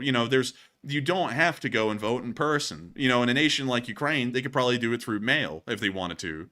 They could do it through many other means. They could do it however they wanted to, especially considering it's wartime. But I still think it would be great to hold an election. I think that would be the case. But it's up to Ukraine whether they want to or not. It seems as though they don't really want to. And of course, the Constitution doesn't allow them to run an election during martial law, and they still are under martial law. So until then, it's a little bit of a tough call. To be honest, though, while I'm a vehement believer in having consistent elections, I can see the Ukrainians having a very fair argument for not having one, considering the constitutional provisions they have. And so my final answer would actually have to be, it would be fine for them to not hold elections. That would be my opinion, at least at the moment. But with that, we are on to the next one.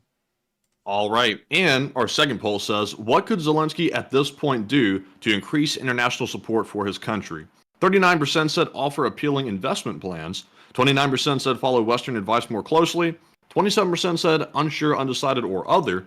And 4% said push his soldiers harder than ever. And I think right now the Ukrainian soldiers are being pushed as hard as they possibly can. And that would not be wise for morale to push them any harder. So I would rule that option out completely.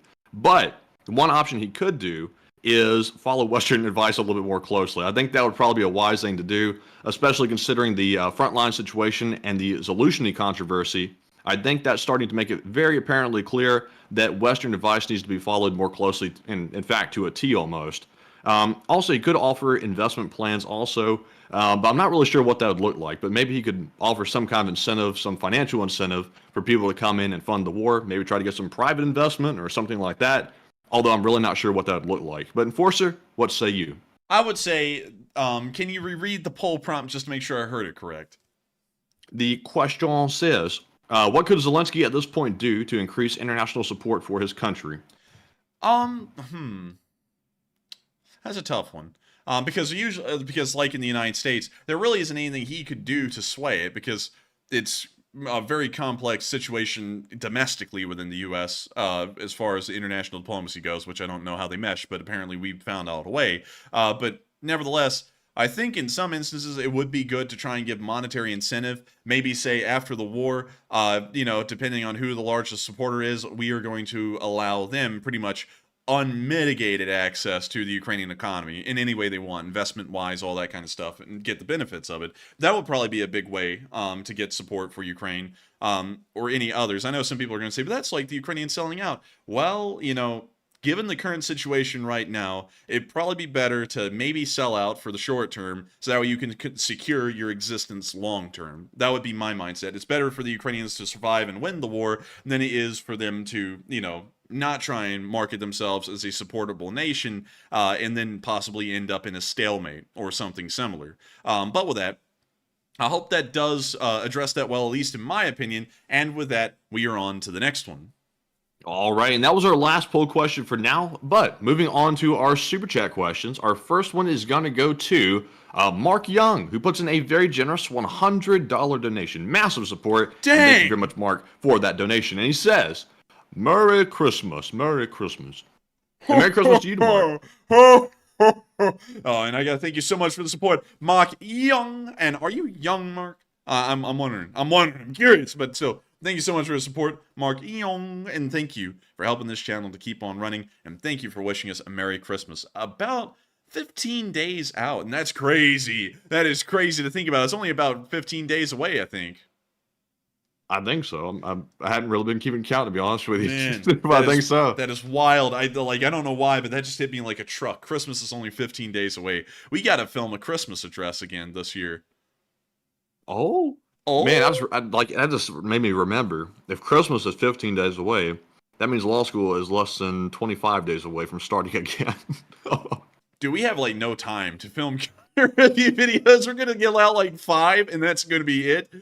Maybe even less than that. But we are going to try. We are going to try and work hard on getting a lot of gun review videos out. And hell, you know what? When law school starts again, I think we're going to try and still get them out. But it's going to be tough. And I'm dreading this next law school semester because this one was tough. And it's very tough doing this and law school at the same time. We have to do it though, and we are going to keep this channel running. Hell nor high water, we will. But it's just I dread the stress I'm going to be under again for the next few months. Once it starts up on the 3rd of January again, I'm going to be having a freaking nightmare. Nobody wants to return. Nobody. Law school is the only place you can go to where you pay to go there, pay substantial money to go there, and then you don't even want to show up. You just want to go through it. You just don't want to show up every single day and go through the torment. But it's the hoop you got to go through if you want to be a lawyer. Torts. Oh, God. But anyways, with that, thank you so much for the massive amount of support, Mark. And thank you for wishing us a Merry Christmas. We hope all of y'all also have a great Christmas this year. I know we will, and I hope y'all do too. And so with that, we are on to the next one. And thank you so much once again for the massive amount of support. All right, and the next super chat is a very generous $80 donation from Margaret Hemsley. And thank you very much, Margaret, for that support. You're always supporting the channel, and Margaret, we appreciate you more than we can even express. And Margaret says, because I'm rich again, wink, wink, smiley face, put towards Enforcer Studios equipment, and probably get you a plug. And happy day, and love to your parents. And thank you very much, Margaret. Enforcer Studios is in business. And thank you so much for the support. You're absolute legend, Margaret, and thank you for helping this channel to keep on running, because I'm rich again, and that's something right there. And I gotta thank you so much for the support, and I hope that you're enjoying your newfound wealth, wherever that may have come from. And thank you greatly once again for always looking out for this channel and helping us keep this thing rolling. You've been incredibly kind. You're always in here throwing in supportive words in the live chat. And I gotta tell you all this, when the stream is live, I do see what y'all are saying, and sometimes y'all say things that are so kind I wish I could respond, but at the same time I'm also trying to make sure that we keep this thing running, because we have so much to cover and so much to say each night. But I've seen all of the kind words that you've thrown in, Margaret Hemsley, and I gotta thank you so much for always being a massive supporter, and not only that, a massive morale booster to both Matthew and me as we keep this thing running. Dude, Bozo the Clown is literally here. Look at that. Bozo? Bozo the Clown. But when Bozo the Clown said, who cares, man? Well, Dude, guess what, Bozo? They don't call you that for nothing. Dude, why did you say that like you were from the 50s, man? You were like, well, guess what, bud? Nobody calls you that for nothing. I was like, that sounded like it comes out from time to time. Whenever I see Bozo the Clown pop up, I just go Chicago right off the bat. Man, I want that clown in here. Don't ban him. I want him in here. That's going to be entertainment for the viewers. But anyways, moving on from that, thank you for putting that towards Enforcer Studio equipment. We are stacked with equipment. We have a decent amount of cameras. We have been able to make sure that we will have firearms to review. It's hopefully all going to be great. That's at least what the outset is right now. Hopefully that remains the same, and hopefully we'll probably get you a plug. Oh, I thought you meant like something else. I was like, well, but what you thinking, man? One of them plugs that got that grass or that fine Peruvian blow. But nevertheless, thank you so much once again for the support and kind words, Margaret Hemsley, and helping this channel to keep on running. And thank you so much for saying it's a happy day. It's been a happy day for us. I had an amazing day today. And love to our parents. Love to your parents. Love to your parents. Because y'all remember, folks, if you like who we are on air, our parents were the ones who raised us. So they're huge, well, a massive part of the thanks that should be sent to anyone for who we are. It should be sent to our parents. But with that, thank you so much once again for the massive support, Margaret. I hope that does address that well, and thank you for being an old guard of the Lee Spring Army. And so with that, we are on to the final question of this live chat, well, of this question segment, and then we're going to be moving back into the news. All right, and the final one of the segment, also before I get to that one, by the way, the chat is absolutely wild tonight. I don't know what has gotten into people's minds, but I'm seeing some crazy stuff popping up in the chat. But anyways, our last super chat is going to go to Enforcer for President, longtime channel viewer and also supporter as well, who throws in a $50 donation. And thank you very much, Enforcer for President, as always, for that support. And sadly, there's no comment to address. I really hate to say that, but there is none. But Enforcer, what say you? You know, I don't even think Enforcer for President needs to make a comment to be known that he is a legend. Enforcer for President has been around for literal ages. Enforcer for President has been around longer than a year on this channel, and he has been here constantly, always making sure to let me know that he is voting for me in 2040, and I gotta thank you so much for that. And not only that, always putting in interesting stuff in the live chat, voting on polls, and of course helping this channel to keep rolling. And I gotta thank you so much once again, Enforcer for President, for being here tonight and helping the Lee Spring Army to carry on strong. Like I've said, and while every once in a while we have been stressed out and I've gotten a little discouraged here and there, maybe voiced it on stream, I am still dedicated to the idea and the cause that this Lee Spring Army will never die until this war ends. After the war, who knows what will happen, but as this war goes on, the Lee Spring Army will never die. And if it takes all of every ounce of strength that I have to be able to keep this channel running, to keep this news rolling, and to keep support going to Ukraine through our fundraisers, we are going to do it every single step of the way. And I hope that all of y'all are always here with us as we continue to try and make that reality possible. And so with that, thank you so much once again, Enforcer for President, for the support. I hope that does address that well. And with that, We are on back into the news, and starting off in the northern area of Kupiansk and Drovchina, we got to see that the Swedish, well, not just a Swedish chief, the commander-in-chief of the Swedish Armed Forces, General Mikhail Biden, if I'm saying that correctly. Oh God! What happened? Jackie visited the 45th Separate Artillery Brigade in the area.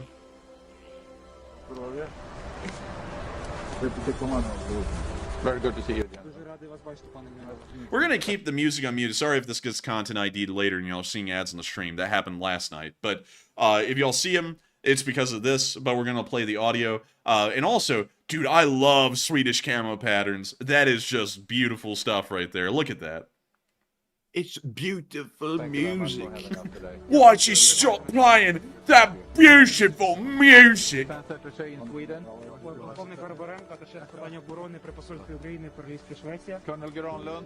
Bozo the Clown. Is it not cold for you? I'm from Sweden. Yes. Why they gotta say that like that? He said, I'm from Sweden. That's it, dude. He said, I'm from Sweden. It's like, you sound like you're from IKEA. I'm from Sweden. Yes. But dude, that must have been an inside joke or something. He laughed like it meant something. Dude, the Ukrainian guy was like, oh! And he's like, this is the funniest thing I've ever heard since the Russian army came here. But anyways.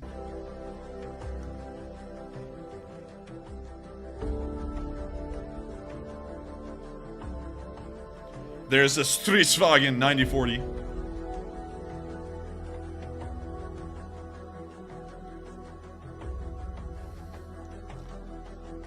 Dude, that Swedish camo, man. That stuff is mint. I gotta tell y'all, I fangirl over Swedish equipment because they always make their stuff just to the nines. It's the best stuff. The best camo, best looking armored personnel carrier designs, best looking tank designs. They go over the top. Man, Bozo the Clown is taking all the heat. That's in the chat. Man, he got a whole announcement bar and everything.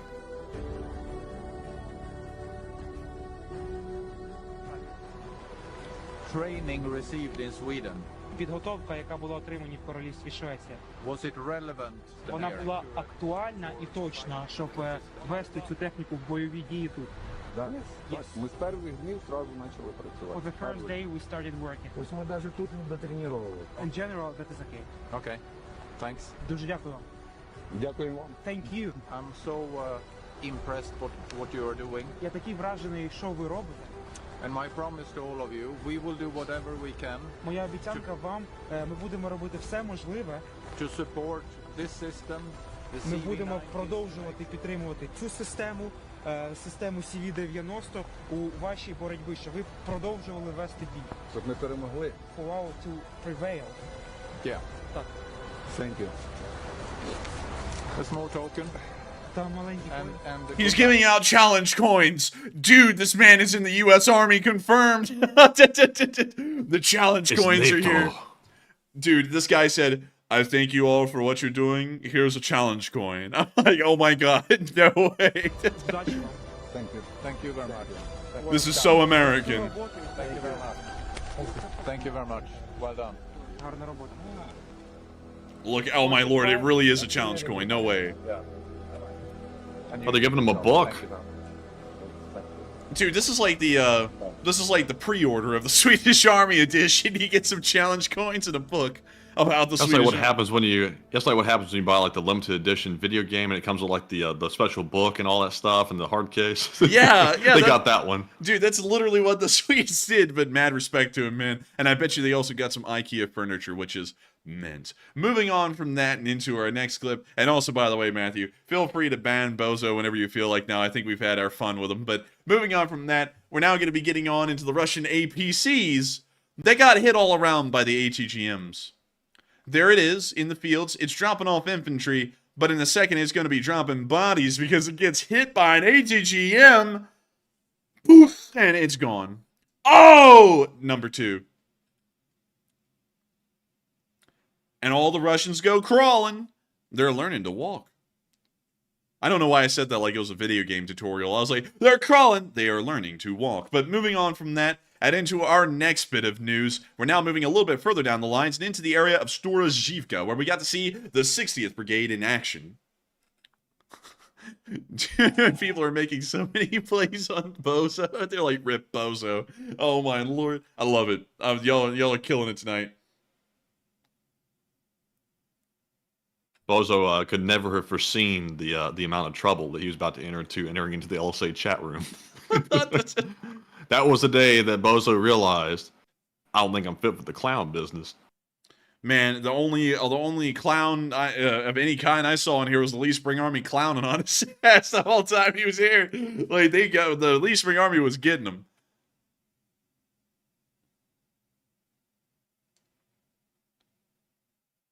Ooh, cluster bomb. Very sad. And yes, Walter, we do have the challenge coins. We do. I still have mine on my desk.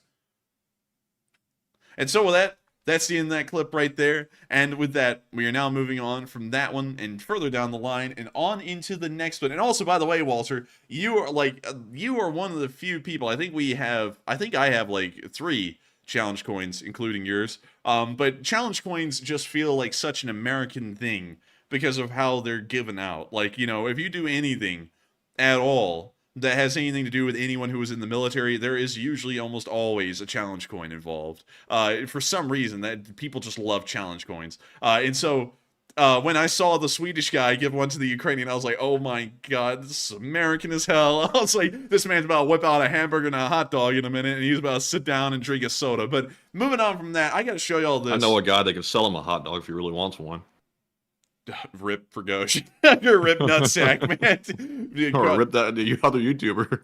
Oh, oh no. But also, another thing that I got to say real quick is what we're about to watch was actually put on Russian state television here, and it's bizarre. This is a real Russian propaganda, as real as it gets, and this is what they give to the Russian public. So I'll read the subtitles to y'all, and then I'll explain what you're seeing. So, we are in the village of Novosolovka, which was partially occupied by the advancing units of the People's Militia of the Donetsk People's Republic. And it's from this particular building that the schools knocked out a platoon of cannibals. This is the kind of stew they ate here. Donetsk separatist tamed. So what they're saying is that this is human meat inside of the soup tin. Oh, that's nasty. It is written here with the power of Motorola. Motorola, the phone? Dude, they're beefing on Motorola phones. Why? Like, but also look at this. Is that Popeye on the can? Whoa. Wait a minute, hang on. It gets better. Look, it says, it does not contain excess scrap. That's what he's saying. It says this on the can. Manufacturing date, June 10th of 1942. Man, this would make a great episode of, like, alternative history. Like, you got a can here of spinach with Popeye's face on it and a flag from the Nazi regime. This is like if Popeye went and joined the Nazis in World War II, this is what you got. But you know something, Matthew, that is so stupid about this? Is that he's saying that this can is from 1942. But it's like there were no Donetsk separatists to even tame in 1942 because it was World War II. And also, another thing, the nation of Ukraine didn't even exist to have a seal printed on anything in 1942. And I'm sure as hell they did not have sans font in 1942 either to literally cover the entire can with. Or modern picture printing like that right there.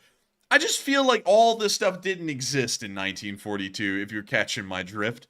This is the cheapest propaganda I've ever seen. They like took 50 cents to print this thing out, smack it on a Tushonka tin, and then try and sell this as actual propaganda.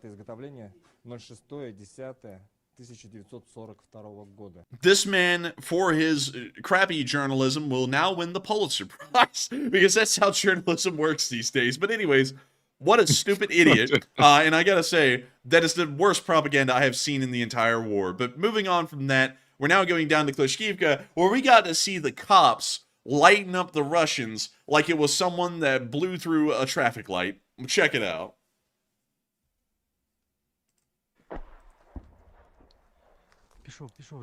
Let me make this clear. This isn't the National Guard. This is not the 3rd Brigade. This isn't any actual part of the Ukrainian army. These are the National Police of Ukraine you're about to be watching right here. These are cops. Хлопці, тримаємо колію, бо там може бути яма з п***ми. Так само, як ми сиділи. Ходь, не багато пострілів, зачищаємо. Зачищаємо. Диви, ще нора є. На коліно сразу півсидячи. Є бліндаж? Тримай на курку бліндаж! Двоє тримай! Бать, сюди! Dude, the cops are laying it down. Другий номер готов! Трускавку! Хлопці, приляжте всі в ями в укриттях. Грант, контролюйте поле. Oh. В праву сторону. На, Oh my. Dude, the cops be apprehended. Dude, the cops be wildin'. Dude, they said, he's got a knife! Bah, bah, bah. Oh, goodness. They're walking through the woods, they just can't resist the urge. They're feeling like, I can let it out. Stop resisting. Stand back! But anyways, that's the end of the clip right there. We can see that the cops were wild and you know, they were getting into some juicy right there. But moving on from that, we also got to see that the Russians lost a BMP in pretty fiery fashion in the area as well. There goes the bomblet. Have you ever wanted to buy a Ford F-150? Well, you can get one today for, 5% off if you want one, but nobody really wants one, so go get a Chevy. Have you ever wanted to watch a Russian's brains get blown out on the hood of a BMP? Well, here, my friend, you've got the opportunity. Introducing the all-new Orkinator 9000. Watch this thing evaporate a BMP like it's nothing more than water in a desert. Watch it blow up in fiery fashion as the crew tries to flee for its life, knowing that Ukraine is not where they're supposed to be. Make sure to get yourself... Have you ever seen an explosion quite like that? Damn, I'm telling you, walk with your boys, son. Always walk with your boys. Walk with your boys. Trapaholics. We make it look easy. What was the other one? I don't know. I forgot the other one. It's totally off my memory. Damn, son, where'd you find this? But moving on from that clip, which is, of course, good to show that they did lose an APC. We're now going to be moving down into the area of Luhansk, where we got to see that a Buk surface-to-air missile system was destroyed. Dude, everyone's crapping on the truck brands. It's a war. It's a whole war down there. But there's the Buk. Have you ever watched a Russian Buk get blown up to the point it makes you want to puke? Well, I have. Introducing the all-new 14th Brigade's Orkinator 2000. Able to destroy larger Russian systems at a far range. Make sure to pick yours up today from the U.S. Department of Defense because they, too, like to watch the Russians burn. Guts. I need to come up with something new rather than that guts glory crap. But anyways, no guts, no glory! No glory. But anyways, we also got to see a T-80B VM got evaporated near Marinka. That's what remains of it. Here's the next picture of it. When you see part of the turret right there, that's also what remains of it. And then finally, another picture of the hull. Didn't really last that long, and it looks like it didn't really survive too well. Survivability test failed. Russians gone. Moving on from that and into our next clip, we also saw a Russian tank getting hit as it was trying to clear a minefield. And boy, I guess you could say that this tank was really trying to navigate a minefield. Okay, we're muting that. But we can see the drone looking at the Russians. And we see a little poof. And we now see the drones really close to the road.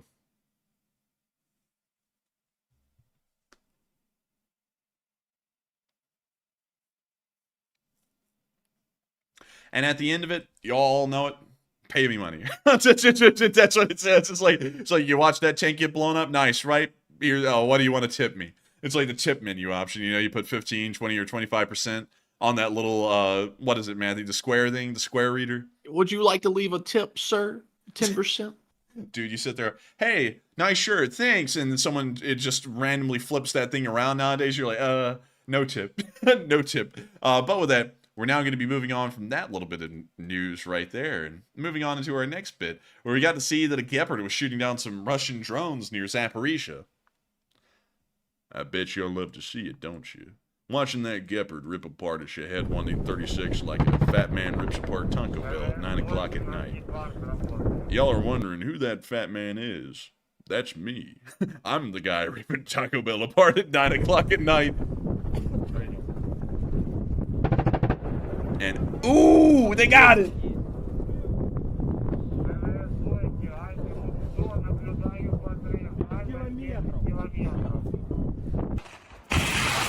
Ooh! Get him! Skibbity boop, skibbity bop, skibbity dibbity bibbity bop. It didn't blow up when I hoped it would. Wop. Certified free. Huh? Oh, nothing. I guess you don't know the joke on that one. But anyways, when you see it getting the Russian drone. Freak. Oh, you don't even want to know. You don't even want to know. Then I'd hate watching. As opposed to an uncertified freak. You know what?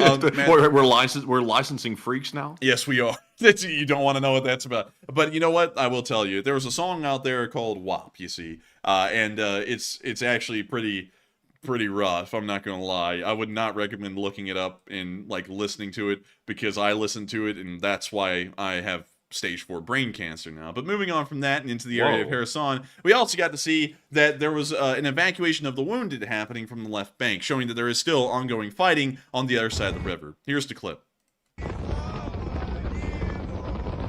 When you see the medics treating the wounded soldiers as the speedboat rapidly moves across the river.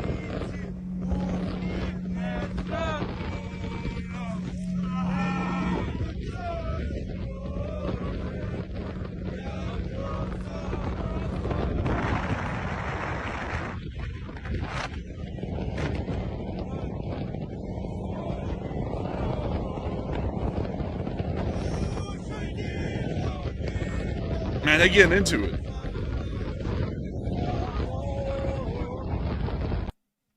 And with that, that's the end of the clip right there. Beautiful one to see, and good to know that the Ukrainians are going to be getting out of there and getting some aid. Moving on from that, we also saw that the Russians are trying out a new defense drone off of the back of one of their destroyers in the Black Sea. Apparently, a few of the destroyers are back at sea, but here's the clip. But anyways, I'm going to mute that. But here's the drone taking off from the back of the destroyer. And we can see it flying off into the Black Sea. And I got to tell y'all, you know, for them to call it the Black Sea, the water is not that black. It looks pretty blue. Why not just call it the Blue Sea? That's big brain. Yeah, I know, right? I want to rename the Black Sea the Blue Sea. I can foresee some problems with that. Nah, I don't think there would be any problems with that. It's blue. It is what it is. And Angry Penguin said, two RPGs? Yes, 2 RPGs. It's literally just like a Mavic drone with 2 RPGs. And it looks like they were able to test it out effectively. But whether that will work or not, that's going to be another story. Moving on. Also, by the way, folks, just a heads up, our power may go out at any moment because we're currently under a tornado watch, and we have been for about 10 minutes. I just saw the power flicker. So, you know how it is in Birmingham. Beware. Oh, those little gooses. They're not taking out our power, Matthew, because I paid for it. But moving on from that and on into the Middle East, because y'all all know it's not a day without us covering at least a little bit of Middle Eastern news, and y'all all know it, folks. We're not censoring. We're just going to tell it to y'all like it is. And if y'all like that, you know, like subscribe or something. You know, we would like that. But moving on into our bits of news that we have today, we have seen that Israeli forces have now been confirmed on video evidence to be pushing towards the area of Han Yunis. And some people are going, oh no, be safe. Tornadoes are dangerous.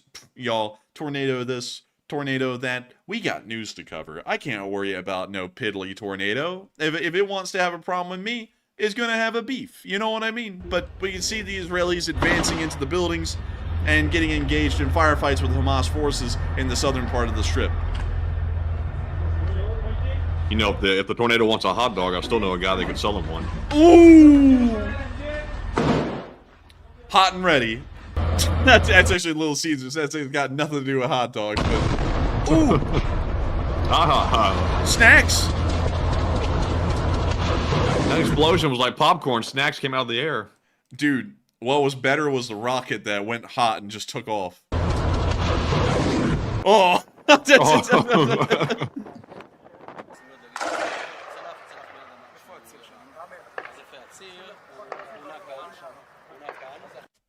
You know, one thing I've noticed, y'all, is that through war, there's a lot of guys who get on camera and their whole job is to just extend their arm as far as they can and point at something and look like, you know, They're pointing at something. I have noticed so many clips like that from everyone everywhere. Everyone loves to point at stuff, you know? But anyways.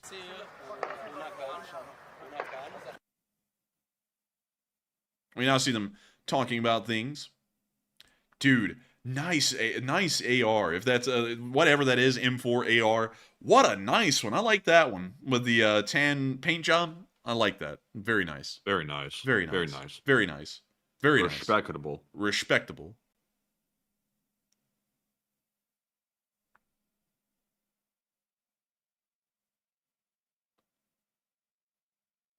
GW North said, those are officers. No, come on. You're going to start getting the fight started in between the officers and the NCOs. And then you're going to have that little douche that sat there and said, oh, these guys who are enlisted going to officer training school, they need to stop watering down the higher classes of the officer corps. It's like, have you just, I was like, what the hell does that mean even? I was like, that's weird. But anyways, moving on from the area of Han Yunis and into the area of Beit Hanun, we did get to see that the Israelis called in some artillery on a school.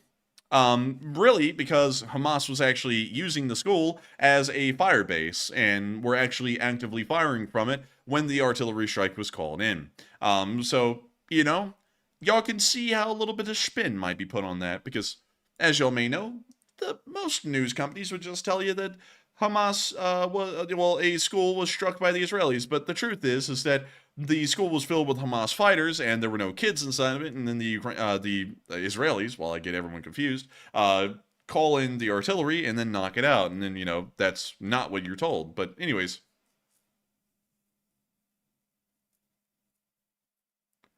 That fishing fellow said, eat real food. You know, based off of your name, I assume that you eat a lot of fish. And I gotta tell you, man, some fish are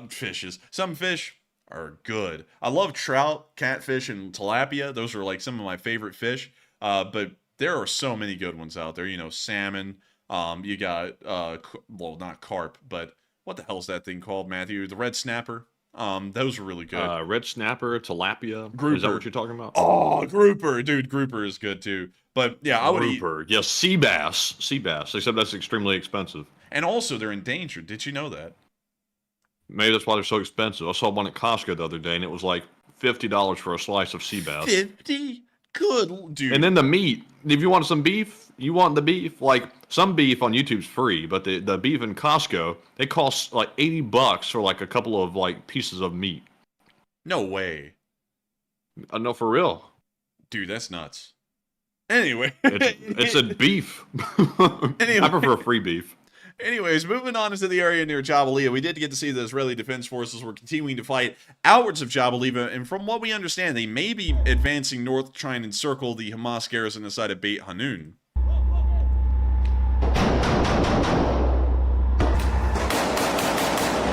When you see this unit is mostly using IWI X95 Tabor rifles as their main service rifle.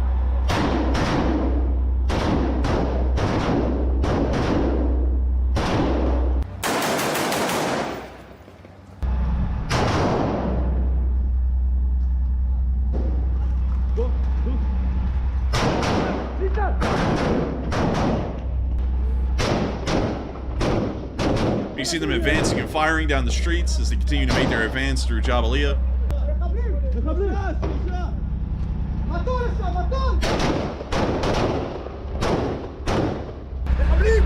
Firing a rifle grenade. Pretty sick.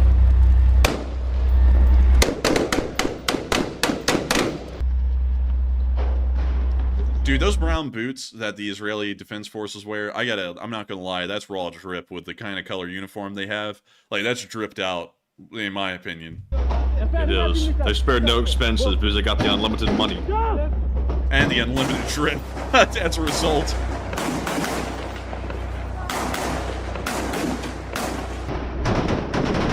You see them rapidly advancing down the street and continuing to lay down fire, and it also appears that they pulled out an AT weapon for more fire support.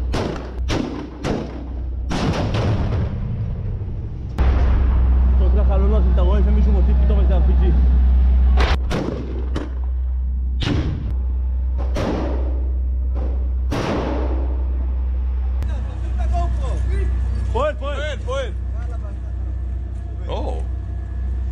Goodness. Well, with that, that's the end of that clip, but guess you could see that some of the Hamas fellows were not that lucky. Moving on from that and into the area around the Al-Aqsa University, we did get to see the IDF in Israel in this area as well, in a montage of clips that had been gathered from the day.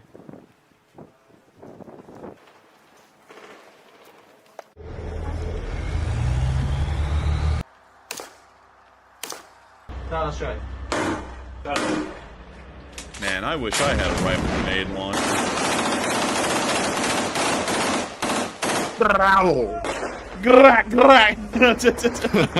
Oh, it's doobies! We gotta give a shout out to that. Hoodoo, Texas loves the doobies. It's like a damn construction zone around here. Yeah, I know, dude. Dude, call the Israeli Defense Forces construction workers, man, because they bring in the heavy equipment.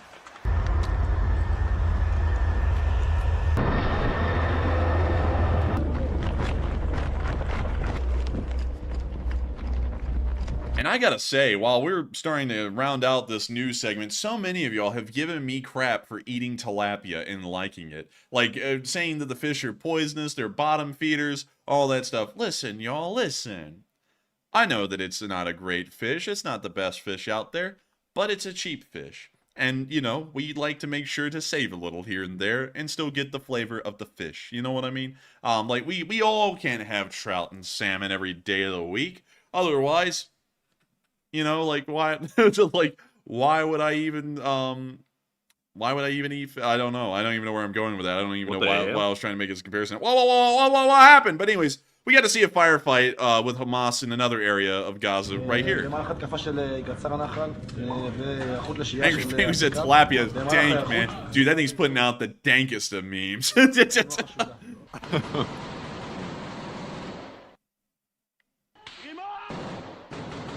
Damn, that guy just ran in there and jumped in front of the gun and said, "Yeah!" Oh, another grenade. Mad respect.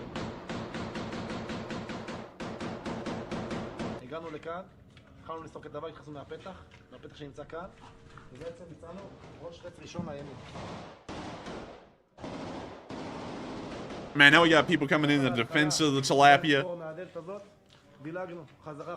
I've been told tilapia is not so great for you as well, but I still eat it like once a year. I mean, it's not bad. You know, it's not bad tasting.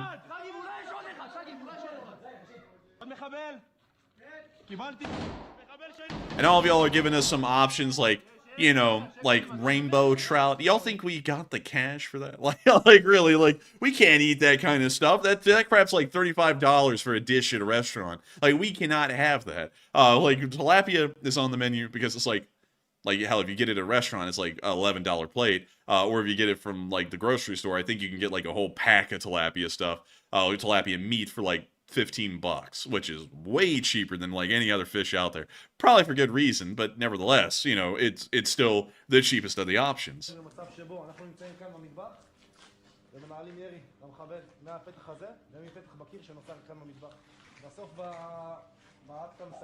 See right here, we peppered the wall. We shot it a lot of times. It's really broken. It's really hurt. And that's that. The war's over. Dude, realtors in America right now would be like, so you see, this is actually a fine stucco that we put on the wall. The listing price for this house is $3.4 million. It only has 800 square feet. I mean, do you be like, huh? Wait a minute, come back. And also, could I get $70,000 for opening the door? And us Americans, we say, yes, here you go. Here's $70,000 for opening the door. Thank you so much. Dude, man, that is raw. That's a raw statement right there. It's facts. There was a lawsuit over it a little while ago that was won, and the realtors had to pay back some money. Oh? Oh? Oh my. Oh my. I heard that'd be some fine Peruvian blow. But anyways, that's the end of that clip right there. And it's time for us to move on and out of the area and on up to where y'all know we're heading. We're heading up to Kyiv because I actually put down that there was no speech from President Zelensky, but I have to go check because maybe one was put out while we were running the stream. And let me refresh this page. There has not been a speech that was put out. So sadly, we have no speech from President Volodymyr Zelensky for tonight. Hate to tell you all that. That's usually a tradition on this channel, but that means we are going to be moving on into the fun times. And so, Matthew, what do we got? All right, so we're entering our final poll and question segment of the night. And our first poll to address says, do you think it is necessary for a wartime election in Ukraine to be perfect, or simply the best attempt possible if they were to run one? 50% said conducted perfectly or not at all. 30% said best attempt, perfection not needed. And 19% said unsure. And on this one, I think the best attempt would be good enough. Obviously, it is a war. It's not going to be perfect. And that's really not necessary to make sure that they have the image of being a democracy. As long as most of the people are able to vote and it's the best attempt possible, that's all we can really ask for. And that's if they run one. But Enforcer, what say you? I would have to say, if they run an election, it doesn't have to exactly be perfect. And I got to be honest with you, I hate to tell you this. No election is perfect. There is a lot of things that are always just a little off in every single election around the world. That's just the way that it works, because you have to consider there are millions of people. Like in the United States, there is, I believe last time, like there was like 100-something million people that voted, if I'm correct. Like in total? I think so. It was very close to 100 million or a little over. I think so, because one of the fellows, I believe, had 70 million or something like that, according to the numbers. Yeah, so it is quite damn high. And you got to think, all of those votes have to be individually counted somehow. And also on top of that, considering the endless amount of voters, like in the United States, for example, it's very hard to try and make sure that sometimes, a dead person doesn't end up voting. And some people are going to be like, what? That never happens. And some people are going to be like, oh, it happens. No, it's been happening forever. Ever since elections exist in the United States, there have been people who have been dead that ended up voting in every single election. It happens. It just does. But that's going to happen everywhere. And so saying that an election has to be perfect is a little bit of a stretch, because no election really is perfect, truly. So I would say, if they run an election, it doesn't have to be perfect, but it should be held to a high standard and be pretty stringent with its quality control, if it's possible. And so with that, and mainly what I was referring to in that poll is the fact that so many millions of Ukrainians have left the country because they fled because of the war, and they really don't know exactly where every single one of these people are to be able to send them a ballot. And in any ways, I'm not even sure if the people really, honestly, I'm not saying they should be robbed of their right to vote, but at the same time, if they've had to flee the country and they've left and they're maybe not be coming back, I don't think they should prioritize and make a big deal over trying to find and seek every single one of them out to send them a ballot. Because as long as it's an election and they can say they had one and we gave ballots to everyone we could find and we ran it the best way possible and we didn't allow any, misconduct to happen, that's all they can really ask for. That's all they really need to satisfy the West. That's all they need to combat Russian propaganda, and that's all they need to quell any internal dissension that any of the politicians might be having against Zelensky as well. I would agree. I would agree with that entirely, and I think you summarized that so well. I think we can get on into the next one. Well, damn. Let's move on to the next one. It says, Israel says that it will respond to the Houthis if the USA doesn't act against them first. And what are your thoughts? 62% said the USA should act and project power. 27% said let Israel handle it on their own. 6% said unsure, and 5% said it really isn't that big of a deal. And on this one, I think the USA should go ahead and act and project its power, because they're not just messing with Israeli ships or Israeli-connected ships. They're also messing with British ships that are connected in that way as well. And also, we have gone ahead and made our presence known in the region. So why all of a sudden are we going to act like we really can't touch the Houthis now that they're attacking vessels going through the Red Sea? If we're in the area, we might as well deal with it. And by letting Israel have to jump in and deal with it first while we're sitting literally right there, our ships are right there in the Red Sea, that makes us look weak. And that's not good, because we're looking weak too often and too much now, and we're starting to lose a lot of credibility. And I think there's a lot of people that feel that way, and we need to step up and at least take action on something. But Enforcer, what say you? I would largely agree with those statements for the most part. I think that we need to make a clear, strong stance and a statement in the region. We can't let stuff like this keep sliding at all. The Houthis are a weak group. They're a terrorist organization funded and supported by the Iranians only. Destroying them would be a very easy exercise of power for the United States and pretty simple to do. The fact that we're acting like it's a massive deliberation if we're going to respond to the Houthis is something I find to be a joke. They're attacking Allied shipping. They're attacking American vessels in the southern Red Sea. To me, it's very clear that they are a belligerent party, and in any other circumstance, this would not have flown. Let me tell y'all, something like this has happened in American history before. In fact, this has happened many times throughout American history. There was the unrestricted submarine warfare of the Germans in World War I, which was largely the major catalyst for us to enter the First World War. There was also this thing called the Barbary Wars. Many of y'all may not know about this because it's a very small and niche topic in American history that began at the very beginning of the 19th century, around the year 1802, I believe, if I get that correct. I know Hoodoo Texas is our in-house historian, so correct me, Hoodoo, if I'm wrong on the day, because I'm pretty sure it started in 1802. But to explain to y'all what was happening, the Berber pirates were a group of North African corsairs, which is the word for North African pirate, that were practically enslavers. They would end up conducting coastal raids throughout the Mediterranean and even as far north as Iceland in a few rare instances, kidnapping Europeans and selling them into slavery in the Ottoman Empire or into northern Africa. These guys were pretty freaking brutal. If you ever read anything about them, they make everyone else look like a joke. These people were serious. And the British and the French kind of got tired of trying to deal with these people because they were pretty elusive and they were kind of tough to put down. So what they did is they decided to start paying ransoms, or really just tributes, to the Berber pirates of North Africa, so that way they wouldn't attack French and British flagged ships that happened to stumble upon a corsair vessel. When the United States became an independent nation in the late in the late 1780s, I believe it was, it didn't really go too well because the Berber pirates demanded of the United States that we also pay tribute to them so that way they wouldn't end up ransacking American flagged vessels and taking the crews as prisoners to be sold as slaves. The United States refused this notion because it seemed to be something that was very insulting to the United States. Not only that, it did not live up to the values of the U.S. government at the time, or the U.S. people. And so the Berber pirates began to raid U.S. ships that were passing through the Mediterranean or the North Atlantic near the European coastline and started to enslave the crews. The U.S. decided, under the presidency of Thomas Jefferson, to respond by creating the U.S. Navy.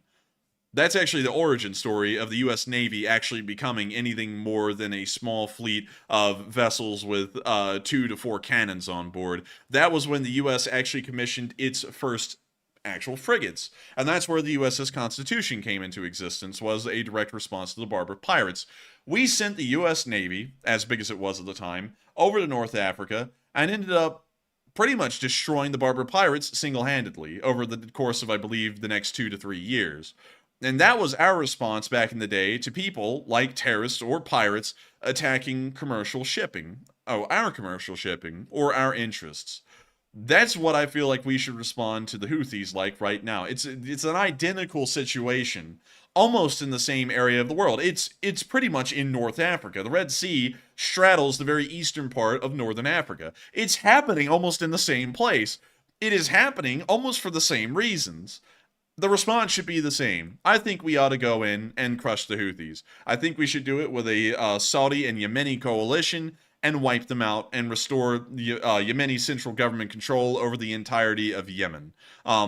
That's what I think should happen. We have a historical precedent very early in American history where a similar thing happened. We ended up crushing it, and it had very positive results, not just for us, but really the entirety of the world that had anything to do with Europe or anything in that regional area for that matter. But with that, I hope that does address that well. And also, y'all might be interested to know, Matthew, did you know this? The Berber pirates and also the Ottomans, from about the late 1500s all the way up until about the 1850s, would end up enslaving something around and this is a rough estimate because no one actually has real accurate numbers for this. It's just, odd estimates based off of population figures that people were able to gather. They ended up enslaving anywhere in between 1.1 to 3.5 million Europeans and subjugating them to slavery inside of North Africa and the Ottoman Empire. That's I did not know that. But did you know that when the Berber pirates used to talk to people and first meet people, you know what they would say? Would you like your haircut? They'd say, "Arg, Mjardi, would you like a fade? Do you want to catch the fade?" And let's see. And also, thank you, Walter, for correcting that. It was 1805 to 1808. I did get the years off by 3 straight years. Again! But still, I hope that does address that well. Once again, gotta tell y'all, and look at this, because, I like to have a precedent for things. I don't like to just say crap like people do nowadays, because people say so much crap uninformed and don't think about it. Strong response is required in this situation. Mathematical equation in the past, in a diplomatic scenario, piracy attacking American shipping and American naval interests or maritime interests in the area. We reacted with a very strong response back then. The results were very positive. I have a feeling that the exact same application to this almost similar scenario would have the same kind of outcome. It would be a positive outcome for the United States. And so with that, I hope that does address that well. And also, Christian Cruz, I forgot, I gotta bring this up. So y'all know the Marine Corps hymn, right? From the halls of Montezuma to the shores of Tripoli. They're talking about this Tripoli, and that comes from the Barbary Wars. Oh. And also, by the way, this is a crazy story, and if I'm remembering it correct, let me know. If I'm not, correct me. I know Walter or Hoodoo Texas has got me, because they will know the exact details. Sadly, I can't Google them right now. But back when Tripoli was one of the major ports that the Berber pirates controlled in this area, the USS Constitution sailed, I think, if I remember correctly, very close to the port or into the port, dropped off a detachment of U.S. Marines, and the U.S. Marines ended up running around the port, blowing up a whole bunch of stuff, and then finally they were discovered. They reboarded the Constitution. The Constitution at some point started to sail away, and it ended up getting in a artillery battle with coastal artillery as it was leaving. It was a crazy story. It was one of the coolest stories that the Marines had in almost its inception, right after, just about a decade or two after the end of the Revolutionary War, when they actually came into being. But a really, really cool story, when you talk about the Barber Wars, is the raid on Tripoli, if I'm remembering that correctly. But anyways, with that, we are on to the next one. All right, and the next one is going to go to... Actually, we're moving on to our Super Chats. That was our poll, wasn't it? We were still addressing the poll? I think so.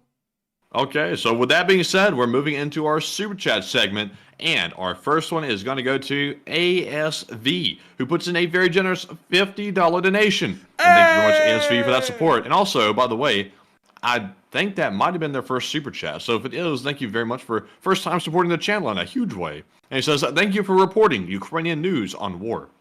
And thank you so much, ASV, for enjoying our coverage of the war.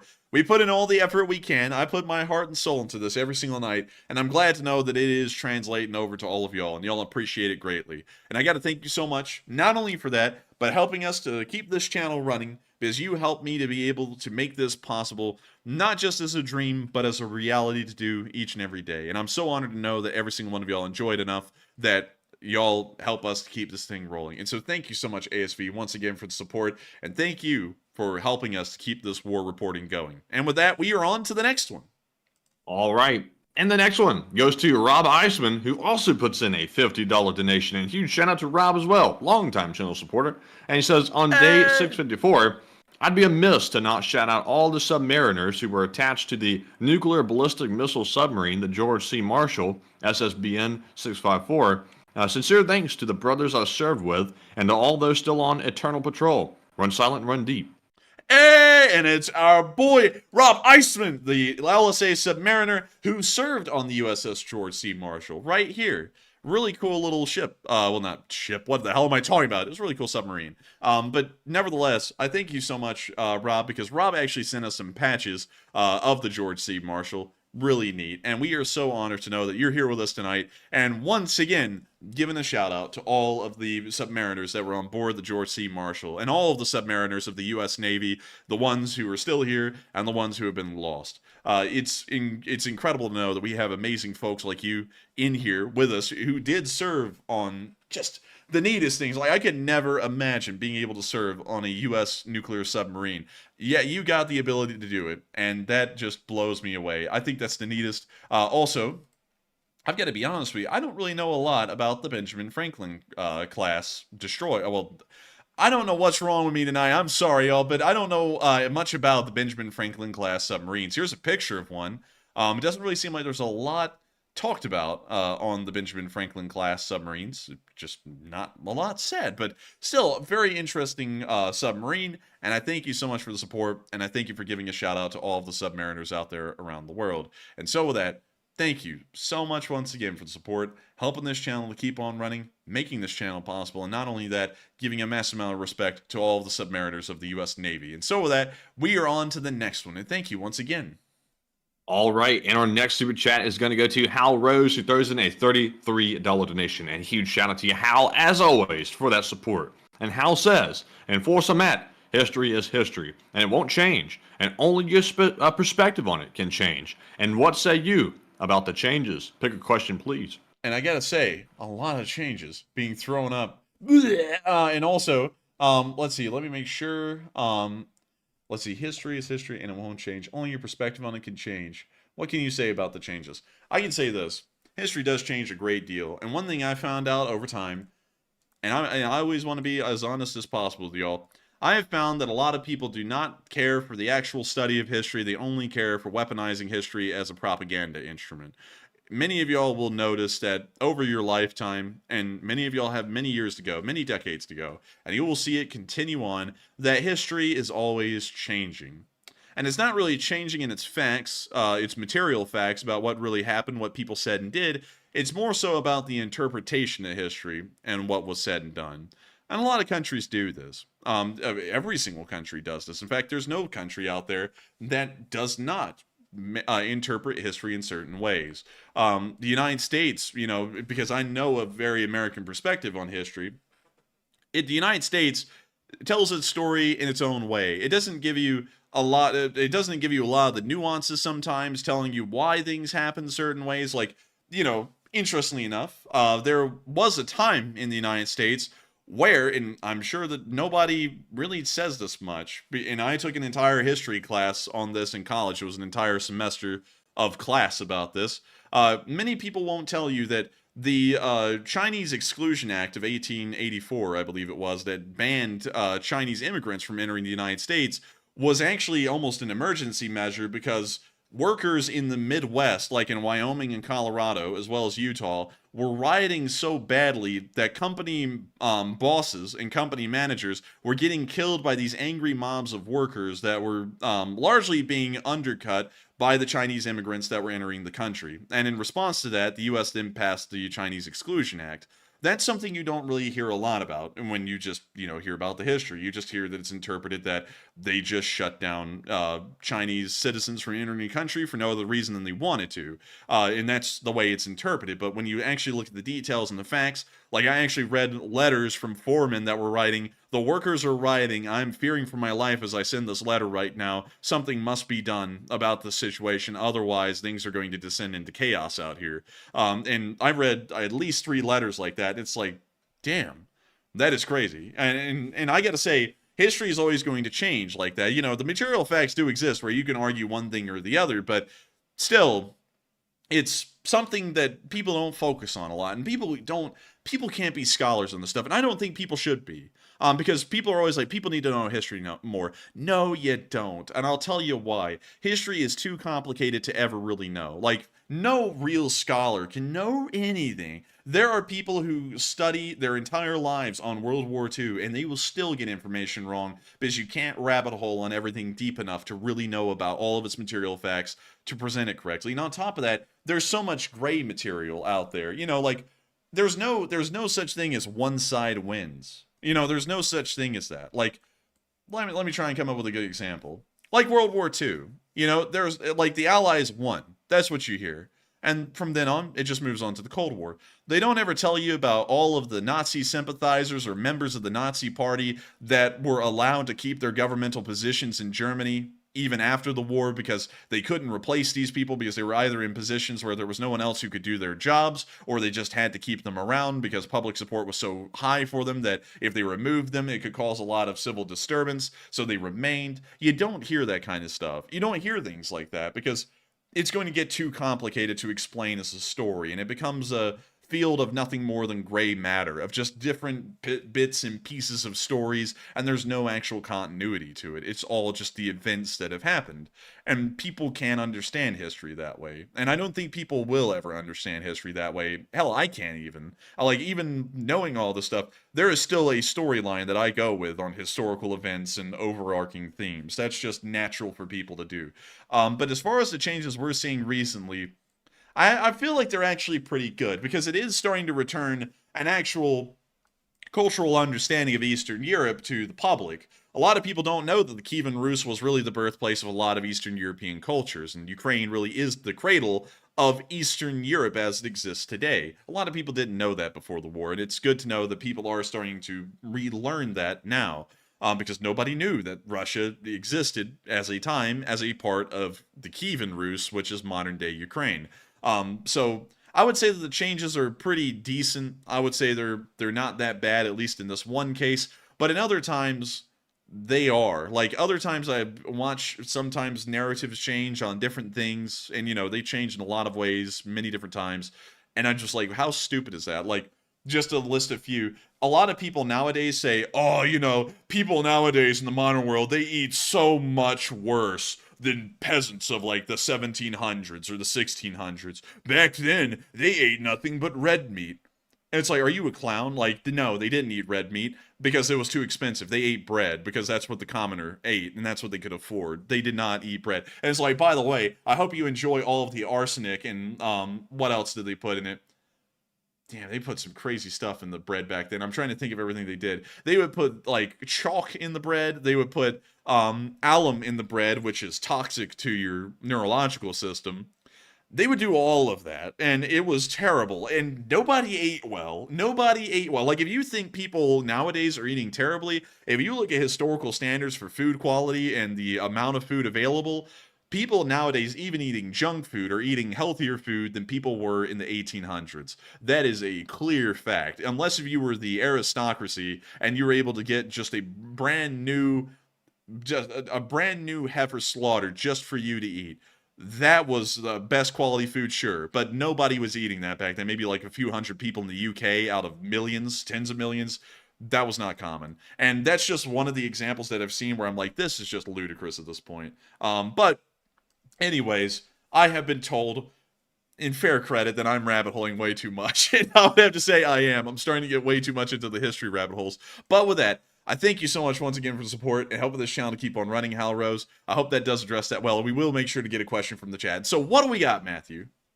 All right, and the question from the chat is going to go to White Wolf, who says, do you think that Ukraine could attach a couple of unguided rockets to the drones?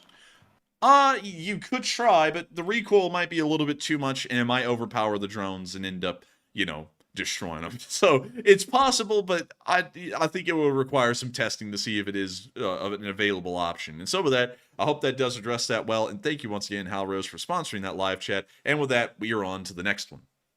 And we've got one from Marion Deemer, who puts in a $30 donation. And thank you very much, Marion, as always, for that support. We always see like a ton of people that always support every single night. And I just want y'all to know that the ones that are always consistently supporting the channel, huge thanks to you all. And also huge thanks to the new supporters as well. But especially to the regular supporters that have been around forever, helping to keep us running. Because it really does mean a lot. And y'all really seriously do help us keep running. So huge shout out to Marion. And Marion said, "Slow Ukraine." And Slava Ukraine. And thank you so much once again for the support and helping this channel to keep on running, because you make it possible, Marion. And also, Matthew, she just threw in a question. I'm going to answer real quick. I'm going to try and make this a quick rabbit hole. Marion Deemer said, why are so many American staples verboten, which in German means forbidden, in the European Union?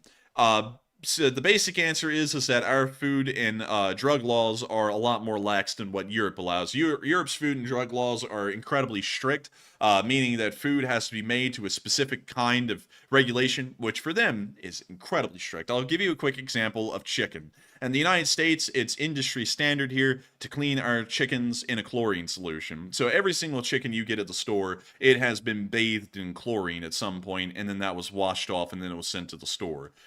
Injected too, actually. Yeah, injected with bleach and also just washed in bleach. It gets a bleach bath and a chlorine bath as well. they do not allow that in the European Union at all, or even in the UK, now that the UK is not a part of the European Union. They still have very similar food and drug laws. They do not allow the chickens to be bathed and injected with chlorine solutions for cleaning.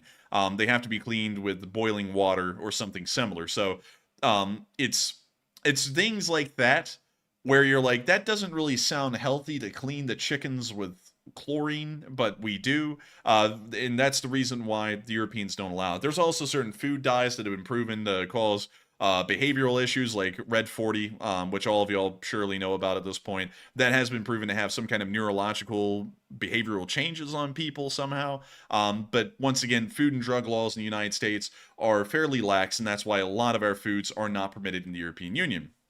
Now, really quickly, I will say this, getting slightly political, I would have to agree with the Europeans on banning a lot of American foods because they do fall well behind the mark of what modern food and drug standards should be. And if y'all do vote for me in 2040 and the food and drug standards have not changed by that point, I will be putting a large amount of effort into having legislation pushed that will be improving food and drug standards in the United States, where our food is of an acceptable and healthy standard, not being cleaned with chlorine, because that just naturally seems like an unhealthy thing to do. But with that, I hope that does address that well, and thank you so much once again for the support, Marion Deemer, and helping this channel to keep on running. And with that, we are on to the next one. And the next one goes to LSA Sergeant Figment, who puts in a $20 donation and says, I posted some fishing pics from today on X. If you want to take a look, I got a big one. And Slum Ukraine. And also, what do you expect is in this aid package that was recently passed? And has the likelihood of the F-16 making it to Ukraine gone down or not? I think the likeliness of the F-16 making it to Ukraine is fairly the same as it was. I think it also would be likely to say the $175 million support that we've heard about. From what I understand, it's mostly munitions, and that's it. And so with that, I hope that does address both of those questions well. And also, Matthew, do we have the pictures of the fish? I was trying to see here. I was looking right as you spoke, and I'm trying to see. LSA Sergeant Figment, I hope your name is the same on here on Twitter as it is in the live chat. Let's see here.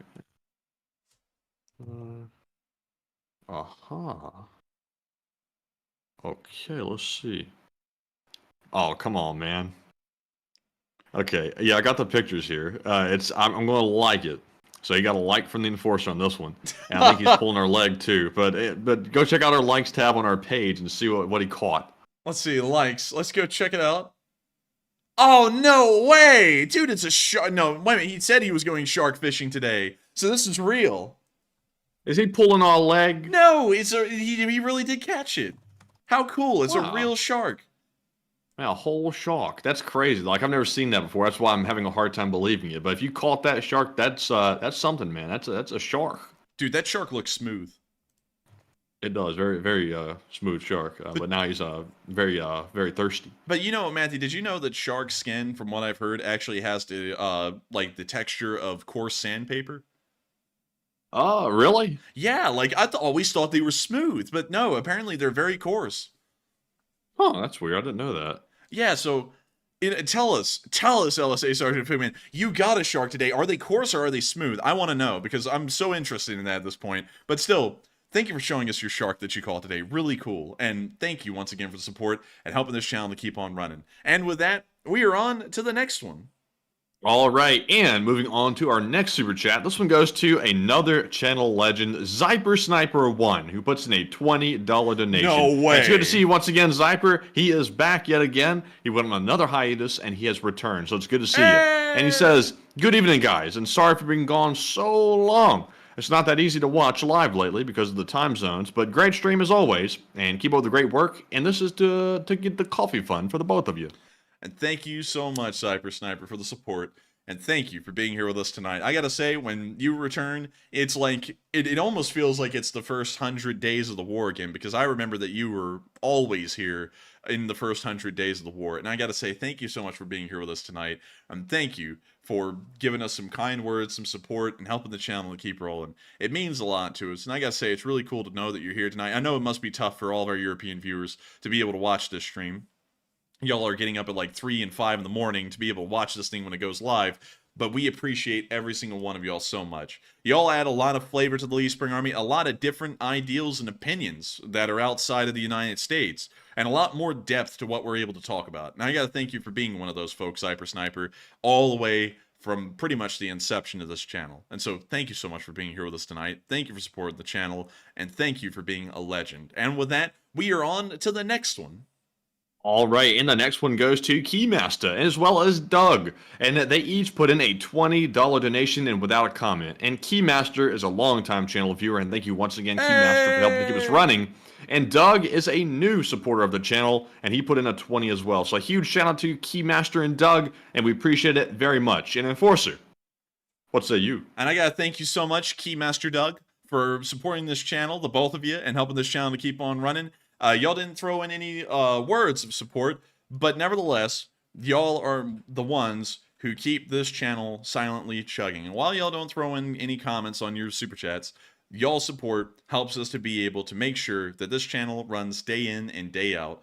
Our job is to make sure that we cover this until the war is over, and thanks to the both of y'all, we will be able to make sure to keep this thing going and keep the fires burning for the next several days. And so with that, thank you so much once again. I hope that does address that well. And with that, we are on to the next one as I get very good news. I love to hear it, Matthew. Love to see it. Love to hear it. Woo! Yeah, and thank you so much once again to both of y'all, Keymaster and Doug, once again for the support. And Matthew, I just got to take a quick moment. Let's not say exactly what we're talking about, but got to say that's nice to see. I love to see it. Yes. The stuff does come full circle, if I can speak. It comes full circle. But anyways, it comes full circle. Karma does to everyone, literally everyone. And if y'all know what we mean, y'all know what we mean. And it's not priority mail. It's just it's just standard mail, but it still gets delivered nevertheless. And it's nice. It's nice to hear.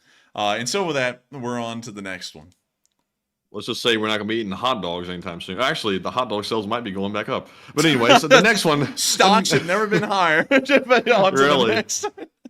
I heard they got a new hot dog salesman in the ranks. But anyways, we have a $20 super chat from Eric S., who says, this is for telling a Marine story and take a few bucks and grab a beer with your CIA boy, Matt. CIA boy, Matt. I don't know how I feel about that, but I guess that could be a compliment, maybe so, but that's out there. But thank you, Eric, for the support. And thank you so much, Eric, for the support. Thank you for enjoying the little Marine story I gave, by the way. I'm loaded with stories like that about the Marines, the Navy, the Army. I might not get all the facts right because once again I'm trying to pull this out of my brain while it's going 100 miles an hour in the middle of a show. So I will say I will get a couple of things wrong here and there in the stories almost every time. But I'm glad that you did enjoy it, and I think that it's always important, and at least in my mind, to remember the stories of all of those brave people who have made sure that America has been able to fight its way into existence for the past several hundred years since 1776. I think that's really something, and that's why I always like to know the amazing stories of the Americans who made that possible. Those Americans came from every single corner of the world, just like the Lee Spring Army did, to create the great nation that we have today. And that's why I always want to know and always want to speak about the great feats that these folks were able to pull off. Because a lot of, a lot of those people that were in the Marines back then, I mean, some of them were full-fledged Americans, had been here for at least 80 to 100 years at that point, or their family had been. But many of them were still coming from across the seas, places like Germany and Britain, Italy, maybe even the Balkans as well, although that was a little bit of a stretch because that was under Ottoman control at the time. But a lot of them were coming from all over, and were coming here for a place of opportunity, and they fought, bled, and sometimes died to make sure that this nation would be what it is. And a decent amount of those were Marines. And so with that, thank you so much once again for support. We don't drink, though. We can have a root beer, but we can't have a beer. It's not like a rule or anything that's like forced on us. I just don't drink, and Matthew doesn't either. But still, thank you so much once again. I will be grabbing a beer with my CIA boy Matt, who will be going on a CIA mission tomorrow and actually will be in an alternate location. So best Yes, of luck. I will have to be away on business just for a couple of days. He has to go meet with our handler, and we have to talk to him a little bit about that. Weird enough, the handler said they didn't want to come to Alabama. Who would have known? Yeah, so we actually have to travel to him up to the CIA headquarters in Washington. So, well, not in Washington, it's across the river over here. Let me go find it for you real quick. I'll show it to you. On the Potomac. Here we go. The George, oh my, I can't even say the name. The Presidential Center for Intelligence, the Central Intelligence Agency, right there. Boom, baby, boom, shakalaka, boom, shakalaka. Wait a minute, you can drive down the road? Oh, shoot. There's no secret. Man, this is not that secret. You know what I mean? Like, wow, it's right back there. There's the CIA headquarters. You can see it from the road. All they have on the fence right here is the post office no trespassing sign. U.S. government property. No trespassing. Dude, I'd love one of those U.S. government no trespassing signs. I think they're cool. Like, I think they're pretty aesthetic, you know? But anyways. Pretty neat. They could fix up the perimeter a little bit. They've got, like, tree stumps and everything everywhere. It's not like the CIA is underfunded or anything. Dude, this looks like the kind of fence that you would find in, like a shady part of town where there's just, like, 3 swole pit bulls, like, watching you from the other side. Like, I think they need to put some improvement on the fences. I'm not gonna lie. But anyways, thank you so much once again for the support. I hope that does address that well. And with that, we are on to the next one. And the next one goes to Ari Sweeney, who puts in a $20 donation. And thank you, Ari, for the support. They said, thanks for being you from Kiwi Wife and Finn. And are there more T-55s to be seen on the front as Pootler's big push? And thank you so much, Kiwi Wife and Finn, for the support. And yes, there are more T-55s yet to be seen. The T-55s are like the next cash tanks that they're going to be whipping out because, of course, you know, they're kind of the newest, oldest thing they have. So they're going to be whipping those out in mass and trying to get them out there, you know, to get their asses beat. So I can try and make that rhyme. And so with that, thank you so much once again for support, Ari Sweeney. I hope that does address that well. And thank you for being here, both you and, hang on, sorry. I thank both of y'all for being here, Kiwi Wife and Finn. And so with that, thank you so much once again. I hope that does address that well. And look at us. We're spamming LSA in the chat. Spam it, boys! Spam it! But with that, we're on to the next one. All right, and the next one goes to Nick, who puts in a 10, and thank you very much. He says, Russia apparently said that if any of the F-16s land in bordering NATO countries, that they will launch missile attacks to destroy them, and do you think this will trigger a NATO response? And if so, what? If that did happen, it would most likely trigger a NATO response if we're going off of what would and logically happen, and then that would create a conventional war. And that would be the easiest way for me to explain that without going into incredible detail, because while the details will get in depth, it really ends up being the exact same answer, just more fleshed out. But still, I hope that does address that well. Thank you for the support and helping this channel to keep running. And with that, we're on to the next one. All right, and real quick, let's address the poll that's currently running. It says, is the United States so powerful militarily that it no longer needs to project strength globally? 76% said no, power projection is always key. 17% said yes, it's less of a requirement now, and 7% said unsure. And on this one, while I'll take a big gulp, I'll say on this one, I think power projection is always key. Because what is the thing that the bullies always like to do? They always like to go up to the big guy and try to test them out. So they're testing us right now, and right now we're going, please don't hurt me, please. But we're the biggest country in the world, so we should be like, oh really? We'll squash you like a bug, and we'll step on them like a cockroach. That's what we should be doing, but we're not. Who knows why we're not doing it? Because we should. And to be honest with you, I can't go any further without getting political. But Enforcer, what say you? Listen, folks. Power projection is always key, and I'm glad to know that a majority of y'all agree with that. I'm not, and of course, you know, if you disagree, you're not wrong. It's just that, you know, my opinion is my opinion. So people who say the same thing, I'm like, hey, I agree with that. But power projection is very important to do. And just because we are the strongest in the world doesn't mean we're always going to be the strongest in the world. It requires us to power project for us to still maintain our ability to be the strongest in the world. The Romans were destroyed because they stopped power projecting. The British Empire was destroyed because they stopped power projecting. All of them were destroyed because they lacked power projection. And that's something that is always important to keep in mind, that if you stop power projecting and you start focusing internally way too much, it will lead to your inevitable collapse, even internally. It will happen. And so with that, I hope that does address that well. And with that, we are on to the next one. And with that, we're on to this one from Jason Carpenter, who puts in a 10 and says, "Hi guys, and I just want to say that I'm glad to be a part of such an amazing group of people, the LSA. You're killing it, bro. You're killing it." Killing it, Jerry. Killing it. And I got to thank you so much for the support and helping the channel to keep on running. And I got to tell y'all, it is an amazing community in the Lee Spring Army. Yeah, it doesn't sound like I'm brown-nosing y'all when I say this stuff. Like, I'm wondering. Because, like, whenever I start saying it, I'm like, it's sincere. Like, it's as sincere as I can be. But at the same time, it's like, I don't know if it sounds like brown-nosing. So let me know in the chat what it sounds like. Is it brown-nosing? It sounds better than hello, friends. Hello, my friends. You know, I have like 30 different ways you can pay me. But anyways, moving on from that, I would say that the Lee Spring Army is the greatest community. No doubt. Y'all think I'm kidding. Why? But on top of that, why in the world would I say another community is better? I mean, there's no reason to. Honestly, a lot of them suck. I haven't really seen a good community out there rather than this one. And it takes a lot of work. It takes a lot of work on the Lee Spring Army's end. It takes a lot of work on our end. But through it all, the best community on YouTube has been made and still stands 2 years after it was born. It's amazing to think that that's the case. And I've got to say, thank you so much for saying that it's an amazing community. And thank you so much for giving us some kind words and saying that we're killing it, because we try as much as possible to do the best we can and just knock out the best news that we can possibly think of and put it in the best level of detail that we can. I got to thank y'all so much for just being here and making sure that we can keep this thing running, because y'all have made a dream of mine possible. Matthew can tell you, I'm a little crazy in a way. I've always talked and obsessed about this kind of stuff my entire life. Like as soon as I was 12, this was like my major focus, was just learning about the stuff and figuring out how it worked. And it's amazing to think that almost 10 years later, after I've really got into this kind of stuff, I've been able to sit down and make this what I do as a job. I'm no longer cleaning bathrooms at a Publix or serving tables at a restaurant.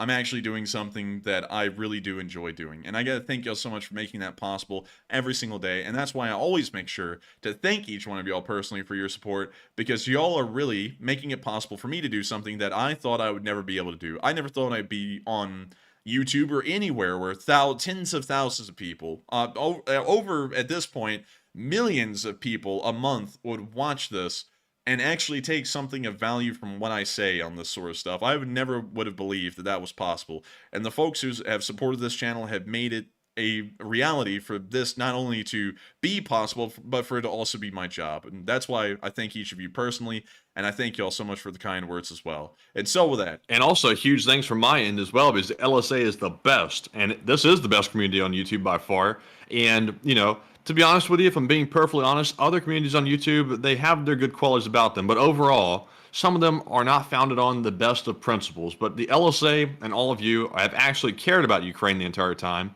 And y'all show up every single night, partially because y'all like to hear us talk a little bit, but also because y'all really do care about Ukraine. And that's admirable, and I love the LSA myself. The LSA is great. The LSA is the man of the people.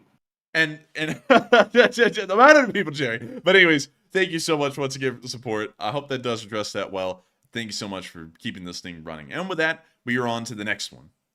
And the next one goes to Robert Johnson, who puts in a $10 donation and does not leave a comment. And thank you very much, Robert, for that support. And Enforcer, what say you? Thank you, Robert, for the support. Like I was just saying a moment ago, you're helping me to keep a dream alive, to be able to do something like this and cover news. And not only that, like while I was saying a moment ago, that, you know, it was a dream to cover news and talk about things like international diplomacy like this.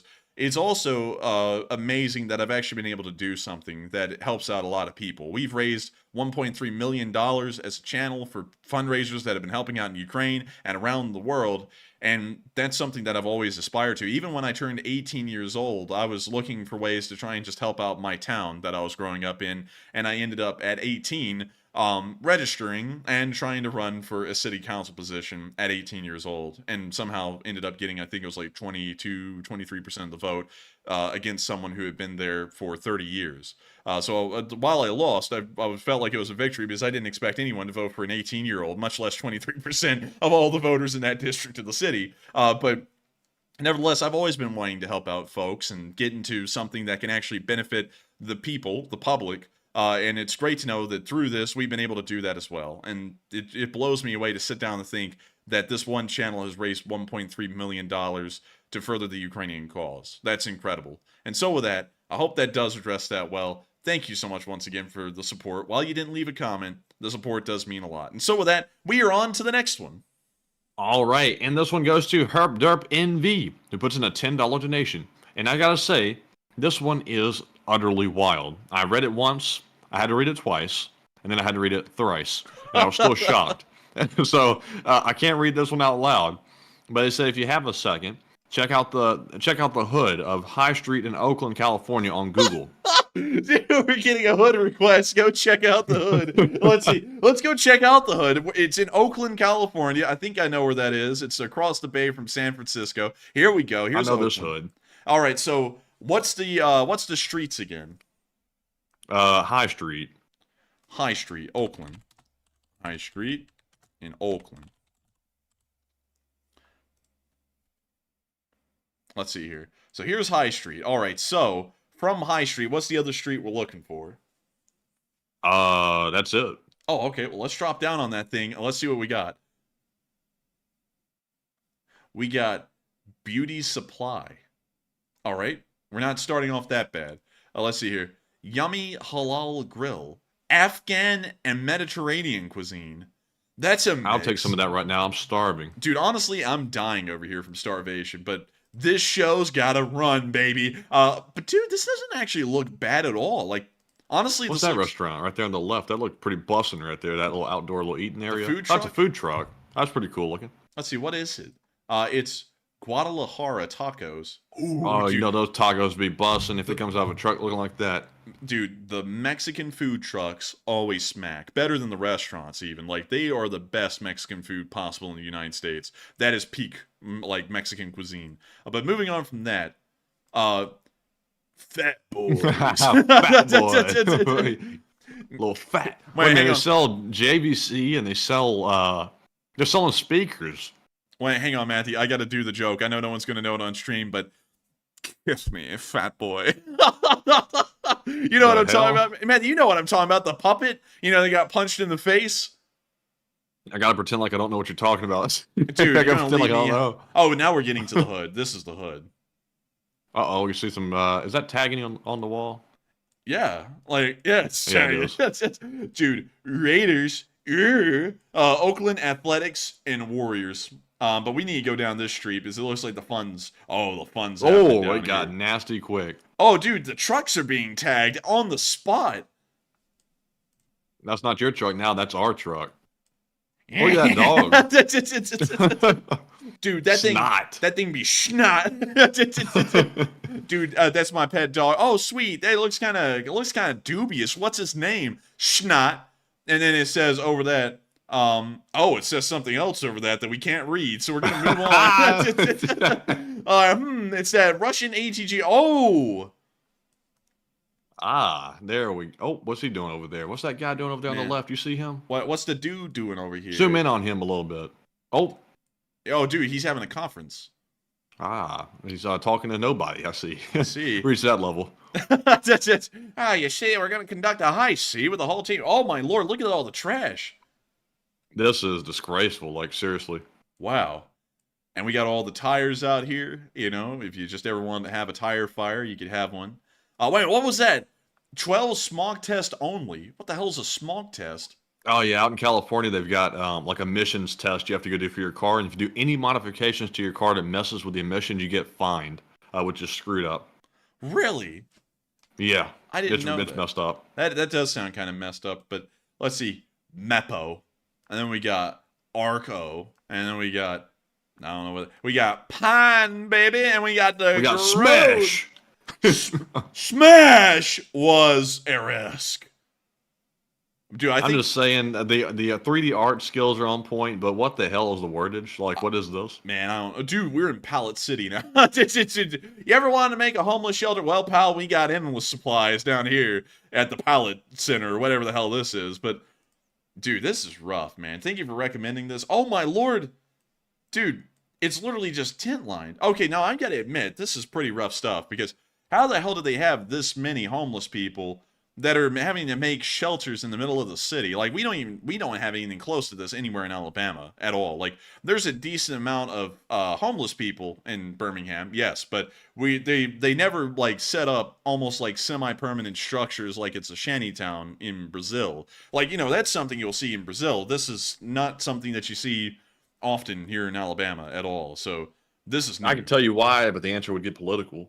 Oh, Matthew, you're literally like just every single time you're like, I'll tell you, but it'd be political. We can't, man, like you're just trying to go to getting into politics. Nah, we ain't doing that. But I don't even want to like mention the politician's name. Like, I just want to mention the policy that has led to this, but we can't get into it because it'll get so spicy.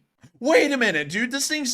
Dude, I've seen this on a documentary. Because I remember this railroad track. I was like, wait a minute, there's a railroad track here. This entire, like, walled-off area there, that's a homeless shantytown, pretty much. It's like a Hooverville. Really? Yeah, that's why all the pallets are there.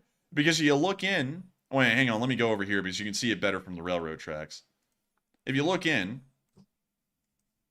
you can see all of the little containers that make up the homeless shelter. At least that's what I remember it to be. And you can see all the little homeless tents out here and stuff. This is actually insane. I can't believe that a city would let things get this bad to where people are literally living out in the streets in mass or something, you know? That's nuts. I've never seen anything like this before. But anyways, with that, I hope that does address that well. I mean, this is completely different than Detroit even. I mean, Detroit had RIP t-shirts as a business. This place has so many people living on the streets, it makes you wonder what the hell is going on around here, you know, economically and everything. Well, hell, I just saw a video out of California. It was a Mark Rober video, and he was doing that glitter bomb thing again. And he literally, like, tracked the location. The thieves in California, I think it was, like, can't remember, like, specifically, Los Angeles, I think. They put the glitter bomb out there and they tracked it all the way to this market where they sold like stolen goods on the street. Mm-hmm. And all the people stealing stuff out of cars were taking it to that one place to sell all the stolen stuff. And the city knew about it and they didn't do a thing to shut it down. Like, I've never seen the type of stuff that goes on out in California. Yeah, that's pretty wild. Like, I don't really know how to explain that either. Of course, we're not going to touch on the, you know, because there's a lot of a political atmosphere that surrounds this particular kind of problem in the city. But what is the issue? Like, is there a lack of jobs or what? I mean, you know, there's got to be some kind of a lack of money to be made for these people to have made it to the streets. I don't know. Like, whatever it is, it's a horrendous situation. And we're not really going to cover it too much because, you know, that could start to get pretty political. But anyways, with that, we are on to the next one. But thank you once again for recommending that. Indeed. And up next, we have a $10 super chat from ASV, who says, if 20% of the land of the United States would be occupied, would you worry about your elections or getting your country freed from the aggressor? I'd worry about both, me personally. I would worry about both because it isn't really an option of one or the other. You can do one and the other at the same time because the election committees are not on the front lines firing the rifles. That's the job of the Army and the Department of Defense. The election commission and the election committees are entirely separate from that. You know, a bureaucracy isn't a one-minded creature. A bureaucracy can focus on everything all at the same time because there's departments and people with specific jobs doing specific things, like Adam Smith's Division of Labor. And going off of that, I would say that I would focus on my elections while I was fighting a war. Otherwise, what am I fighting that war for? To not have a democracy? What would it be? Because if I'm not fighting a war in America to defend this nation and to defend its democracy, what kind of war would I be fighting at that point? Like, for mere existence? What is existence without democratic values? I mean, you know, call me an Enlightenment thinker or whatever, but the democracy side of things is the inherent core element of the United States. If an election is suspended because of a war, then why am I even fighting to defend this democracy when this democracy doesn't exist when it's needed the most? But with that, I hope that does address that well, and thank you so much once again for support. And once again, I'm not trying to, like, you know, browbeat you with my opinion. I'm just arguing, why would I fight for a country that wouldn't have an election, especially in America? But with that, thank you so much once again for support. I hope that does address that well. And with that, we are on to the next one. All right, now we've got one from Sick Lid who puts in a 10 and says the USDA allows 1% rat turds in American hamburger. Yeah, they do, and they also allow a certain acceptable amount of bug matter inside of peanut butter. And they also allow a certain acceptable amount of pharmaceutical drugs in the tap water. Yeah, I mean, I got to tell you, the standards do need to go up. Like, I don't, like, this is a little bit of a political topic, but it's one that no one covers, so no one cares what my opinion is on it, because, you know, it's not mainstream and violent. But the food and drug standards do need to be drastically revised in this country to make certain things unacceptable. Like, for example, like Matthew said, the amount of antidepressants that are just naturally in the drinking water are actually quite high. And it's because people just wash the antidepressants into the water system. The water treatment plant has no way to get it out, so then it just ends up being recirculated again, and you have some amounts of antidepressants in the water supply. Things like that should not be acceptable. There should be a way to try and get the antidepressants out of the water if possible, and to reintroduce it as actual clean water. And, you know, also try and make sure that the acceptable amounts of bug matter are as stringent as possible on things like peanut butter and also other food items. The standards just need to be revised. That's what I'm saying. They need to be more strict. They need to be better. They need to be healthier. I'm not one of those health freaks. I can tell you that. If you look at me, I'm obviously not a health freak. But at the same time, it's got to be, you've got to have some standards. We've got to make things better. We've always got to be constantly improving. If we're not doing that, what are we? And so with that, thank you so much once again for the support. I hope that does address that well. And with that, we are on to the next one. All right, and the next one is going to go to, let's see here, Zyper Sniper 1 yet again, who puts in a 10. He says, I'll try to be here every day, but every stream is on 4 a.m. Norwegian time. But I always love to watch the stream, and I've been subscribed since day 2 and liked every video. And I got to thank you so much, once again, Zyper Sniper. You have been here forever, and do not feel any pressure to be on air. We would love to have you here, but if you can't, because it is early, it is 4 in the morning for y'all, and I feel like it's unacceptable to demand so much of the Europeans to always be on every day at 4, and really to demand of any of y'all to be on at any time, but especially the Europeans, because y'all have to be on at the break, well, before the break of dawn even. But I do thank you so much for always watching our streams, always hitting the like button, always being active in here when you can, because it does mean a lot. And also, I gotta say, it's so cool to know that you are still one of our leading Norwegian viewers in the Leaf Spring Army, and also a big member of the Leaf Spring Army as well. And so with that, thank you so much once again. I hope that does address that well, and we are on to the next one. And up next, huge shout out to Nick Certify for each putting in a $5 donation. That is Nick and Certify, by the way. I forgot the and in between there. And they did not leave comments, but thank you both very much for that support. And also, while we're at it, big shout out to Teslans, who put in a $1 New Zealand support as well, and we appreciate you as well, Teslans. And with that being said, we're moving on to our next one, which goes to Bob Onon, who puts in a 7 and says, can you bring up the New Balance sneaker logo and tell me this isn't where some Russian genius got the Z logo from? Slav Ukraine, enjoy the break. And wait a minute, New Balance though, that's a like an N. New Balance, and what was it again? Sneakers logo? Yeah, it's New Balance shoes. Yeah, I was just making sure I was getting it right. I was just making sure. Oh, wait a minute. No. I see what he's saying. You see? Look at this. All right. That took us to Amazon. We can't do that. But like this, like where the shoe's kind of sideways and the end becomes a Z. Maybe. I can maybe see it. Maybe. I feel like it's a little. I feel like it might be stretching it, but I can see it though. So it's possible. It's possible. Maybe it was an inspiration. Who knows? But with that, I hope that does address that well. And thank you so much once again for support. And with that, we are on to the next one. And the next one goes to Alex, who puts in a 5 and says, "Boom, pow, pow." Boom shakalaka. But still, we don't want to get shot. Put the gun away.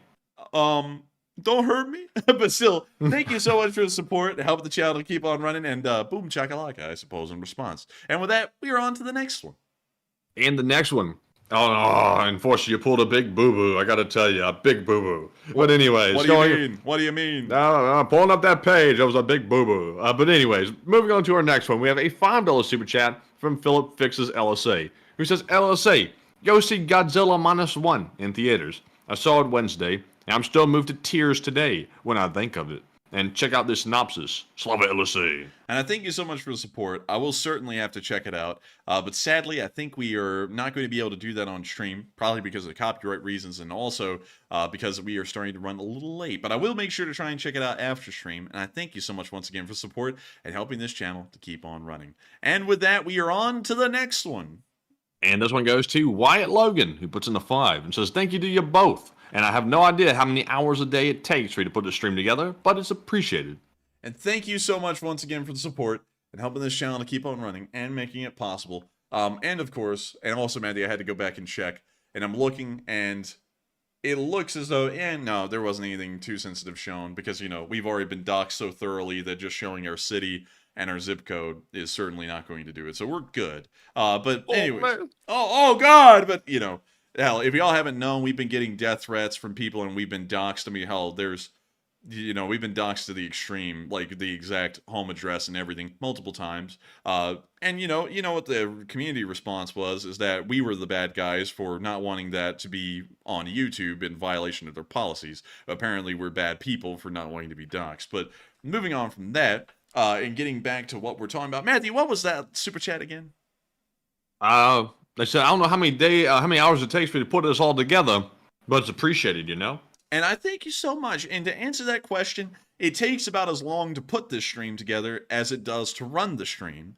So it is a pretty decent amount of time. And so with that, thank you so much once again. And thank you for appreciating and helping us keep this thing running. Because while usually for most streamers, it's usually the only effort they put in is on air, I actually put in a lot of pre-production effort, especially to make sure that our maps are well put together and correct and everything before we go live on air. And so it takes a lot of time beforehand that y'all don't see that creates this end product of about a 2.5 to 3 hour long live stream. But with that, thank you so much once again. I hope that does address that well. And we are on to the next one.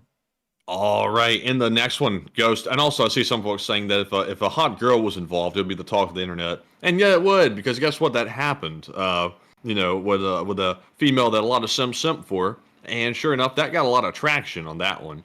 But the other one didn't. I guess we don't quite meet the threshold for looking good enough, I guess. But anyways.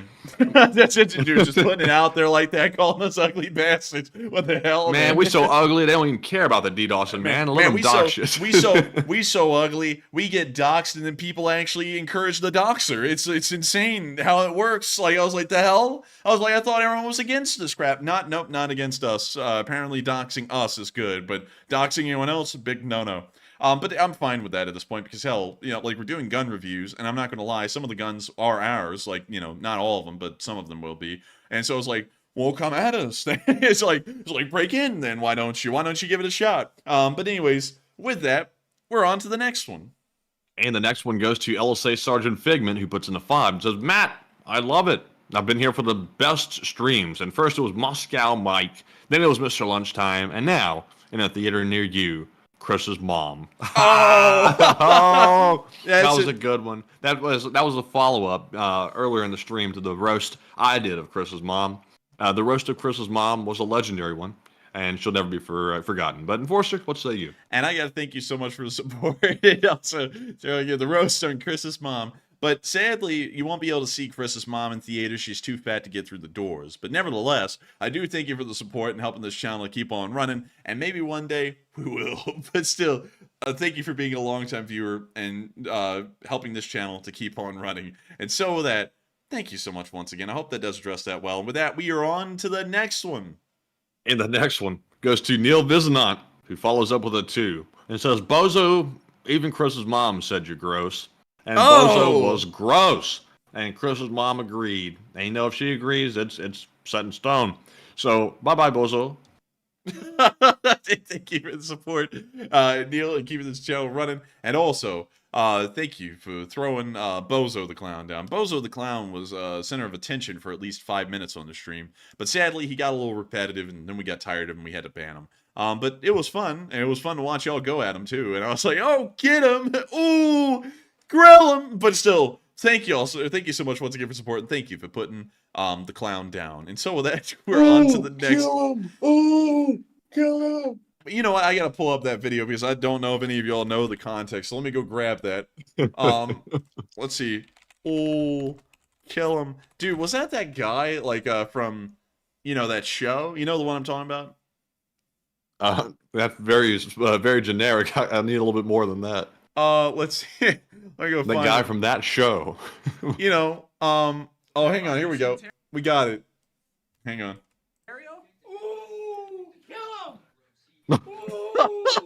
Oh, hell no. You seen Terrio? Ooh, kill him! Yeah, that's what we're imitating. That's it. That's it. That's the meme. For But some anyway- reason, it was a little funnier in my mind than when I saw it that time. But anyway. Oh man, it was still funny to me. That's I was looking at it. I was looking at I was seeing all the memes that's been attached. I was like, yeah, that's gold. But with that, we were on to the next one. And with that, we're moving on to our live chat questions. And up first, we have the Morse code decoders of the stream. Excuse me. We have Cliff Simonson, Mark Hodges, Earl Bernew, Paul Schultz, Kevin J, Rumpelstiltskin, Toxic Bananas, and Tight Lines LSO. And they said, hi, LSAers. Tonight's Morse code cipher is, man, I'd be running out of ideas for the Morse code again, but long live the LSA.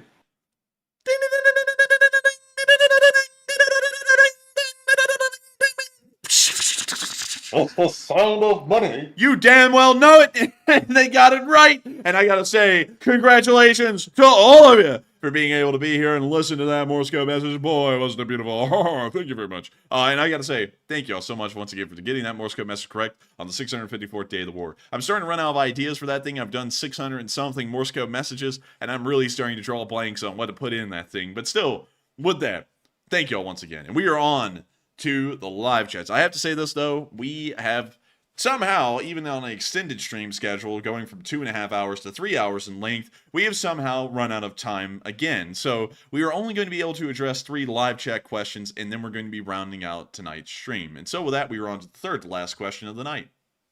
And this one goes to General Easygoing, who says, are you going to talk about that secret Russian base? Which one? Like there's that show. Oh, I don't know anything about the show. So I hate to say that, but with that, I'm going to have to declare ignorance. And with that, we are on to the second to last question of the night after I fumbled the answer to that question terribly. And this one goes to Robert Johnson, who says, what model of shotgun would you or the Enforcer recommend for shooting down a drone? And I would say good old-fashioned 12 gauge, but Enforcer, what say you? A Mossberg 500, 12 gauge, 12 gauge Mossberg 500 would probably be the correct way to say that. It is a pump-action shotgun, or, hell, go with a semi-automatic shotgun, why not? The Weatherby SA459 is a fairly affordable option for a 12 gauge semi-automatic shotgun. The shotguns are produced in Turkey, and I have to say that I've had one since I was like 19, and I can attest to the quality of the shotgun. It is a very good one. It's very competent. It can hold about 4 rounds in the tube and 1 in the chamber, giving you about 5 shots of either birdshot, buckshot, or a combination of all of the varieties of shotgun shell ammunition you might be able to get. It's a pretty decent rifle. Well, a pretty decent shotgun. Has a range of about 70 yards with the right kind of choke on it. Effective range of 70 yards. I would say that the semi-automatic actually would probably be better because you don't have to worry about trying to work the pump, and on top of that, the pump can sometimes be a little finicky, and you could end up getting a jam and having to try and fix that in the middle of a drone going right at you. So a semi-automatic shotgun in 12 gauge would probably be my best option. Weatherby SA459 is the first thing that comes to mind. And so with that, I hope that does address that well, and with that, we are on to the final question of the night. And so, who is the lucky last person who threw in the lucky last question of the night? And that viewer is AF Kaplan, who says, has there been any statement from the has there been any statement from the Ukrainian government regarding the IOC decision to let Russia and Belarus athletes compete at 2024 Olympics? I personally haven't heard about that decision. I've got to be honest with you. I'm not going to lie.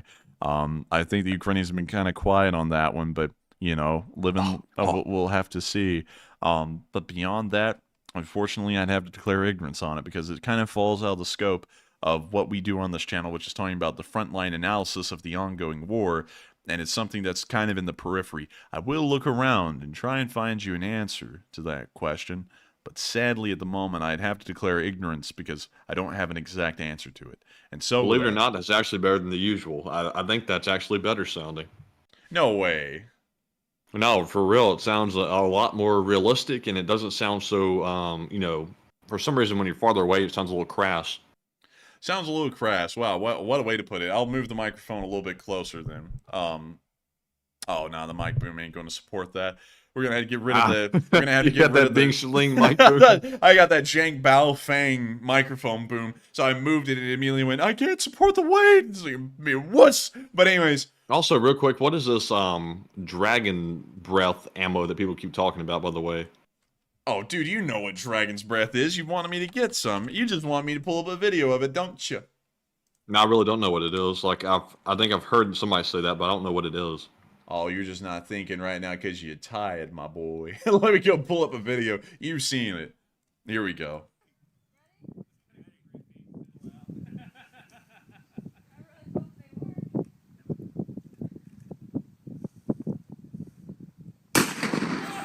Oh my god, no, I've never seen that. What the hell? That's pretty damn cool. What, that's a shotgun shell? That's a shotgun shell right there, boy. No, I've never seen that. That's crazy. That's like Wildfire Starter 101 right there. Smokey the Bear had an aneurysm watching this video and died. But yeah, that's a Dragon's Breath round. I don't think it would do well against drones, though. It's more of like a showmanship kind of round from what I've heard. A really cool one, though, and I want one because they're neat, but I don't think they do well against drones. Simple buckshot or birdshot would probably be the best bet against a drone. But hey, I mean, you know, still. With that, I hope that does address that well. And Matthew, it looks like we have one last super chat to cover. And this one goes to Ari Sweeney, once again, who puts in a 20 and says, let's see. Hold on, let me make sure I didn't, like, it says CANR support fundraiser. So here's something for dessert. Don't tell Kiwi Wi-Fi. Hi.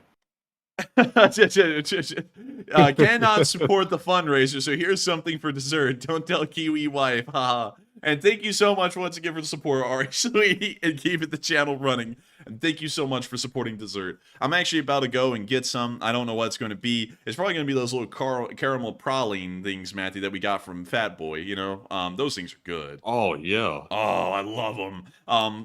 Where's a box of that shrimp from Costco? You know, that, like, pre-prepared shrimp with, like, the cocktail sauce in the middle of it? You're trying to go me because, listen, y'all, like, before I got on the stream, the first thing Matthew asked me about in the call, he was like, hey, are you going to eat your half of the shrimp? Because we get, like, the shrimp, all right? Like, it's like, what is it, $7 for that thing? I think it was like 8 or something. Yeah, it's pretty close to $7 or $8, something like that. We get $8 a shrimp, and they give you like like 3 pounds of shrimp. It's a lot of it. It's not 3 pounds. It's like maybe under a pound.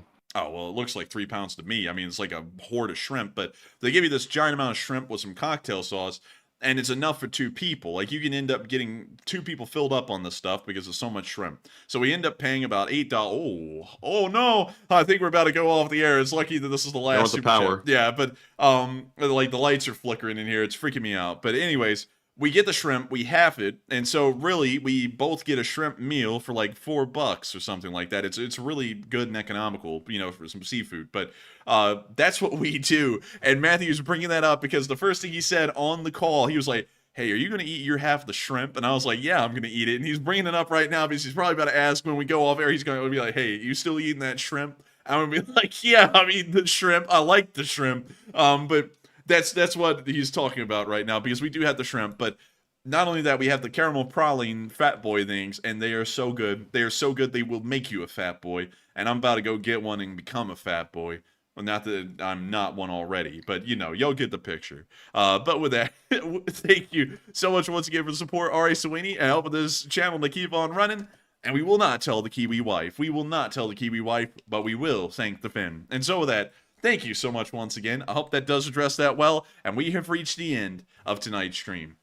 It's been an absolute pleasure being able to run this stream for every single one of y'all. It's been a high honor, and I got to thank you all so much once again for being here with us tonight, and not only that, getting through all of the news and having a fun time getting to chit chat with us once we got through the news segment. If y'all have enjoyed, what are you laughing at over there? You didn't say chit chat, it sounded like something else. Shit chat, I know. Shit chat. Yeah. Oh man, but and also Neil, we will roll the anthem. I thank you for the support as well, and we will make sure to roll the anthem soon. But once again, it was fun to have a little chit chat, not chit chat, a chit chat with y'all. And I got to thank y'all so much for being here with us as we went through 3 whole hours of stream. If y'all did enjoy, of course, make sure to like, comment, and subscribe. Share the stream with your friends. Hit that bell button so that way you get notifications when we go live, hopefully. And with that, good night, good luck, stay safe, take care. Slava Ukraini. God bless the U.S., God bless Israel, and long live the Lee Spring Army. The Lee Spring Army will never die. And good night, folks. We'll see you all tomorrow for the fundraiser. Thank you all for another great stream. And make sure you chit-chat and don't shit-chat. Good night. Man, I shit-shat my pants. I'm just kidding, y'all. Good night, man. Long live the USA.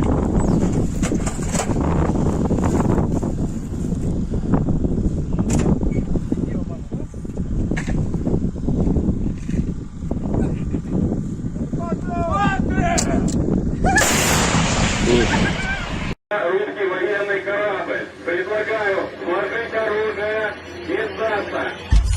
Русский военный корабль, иди нахуй.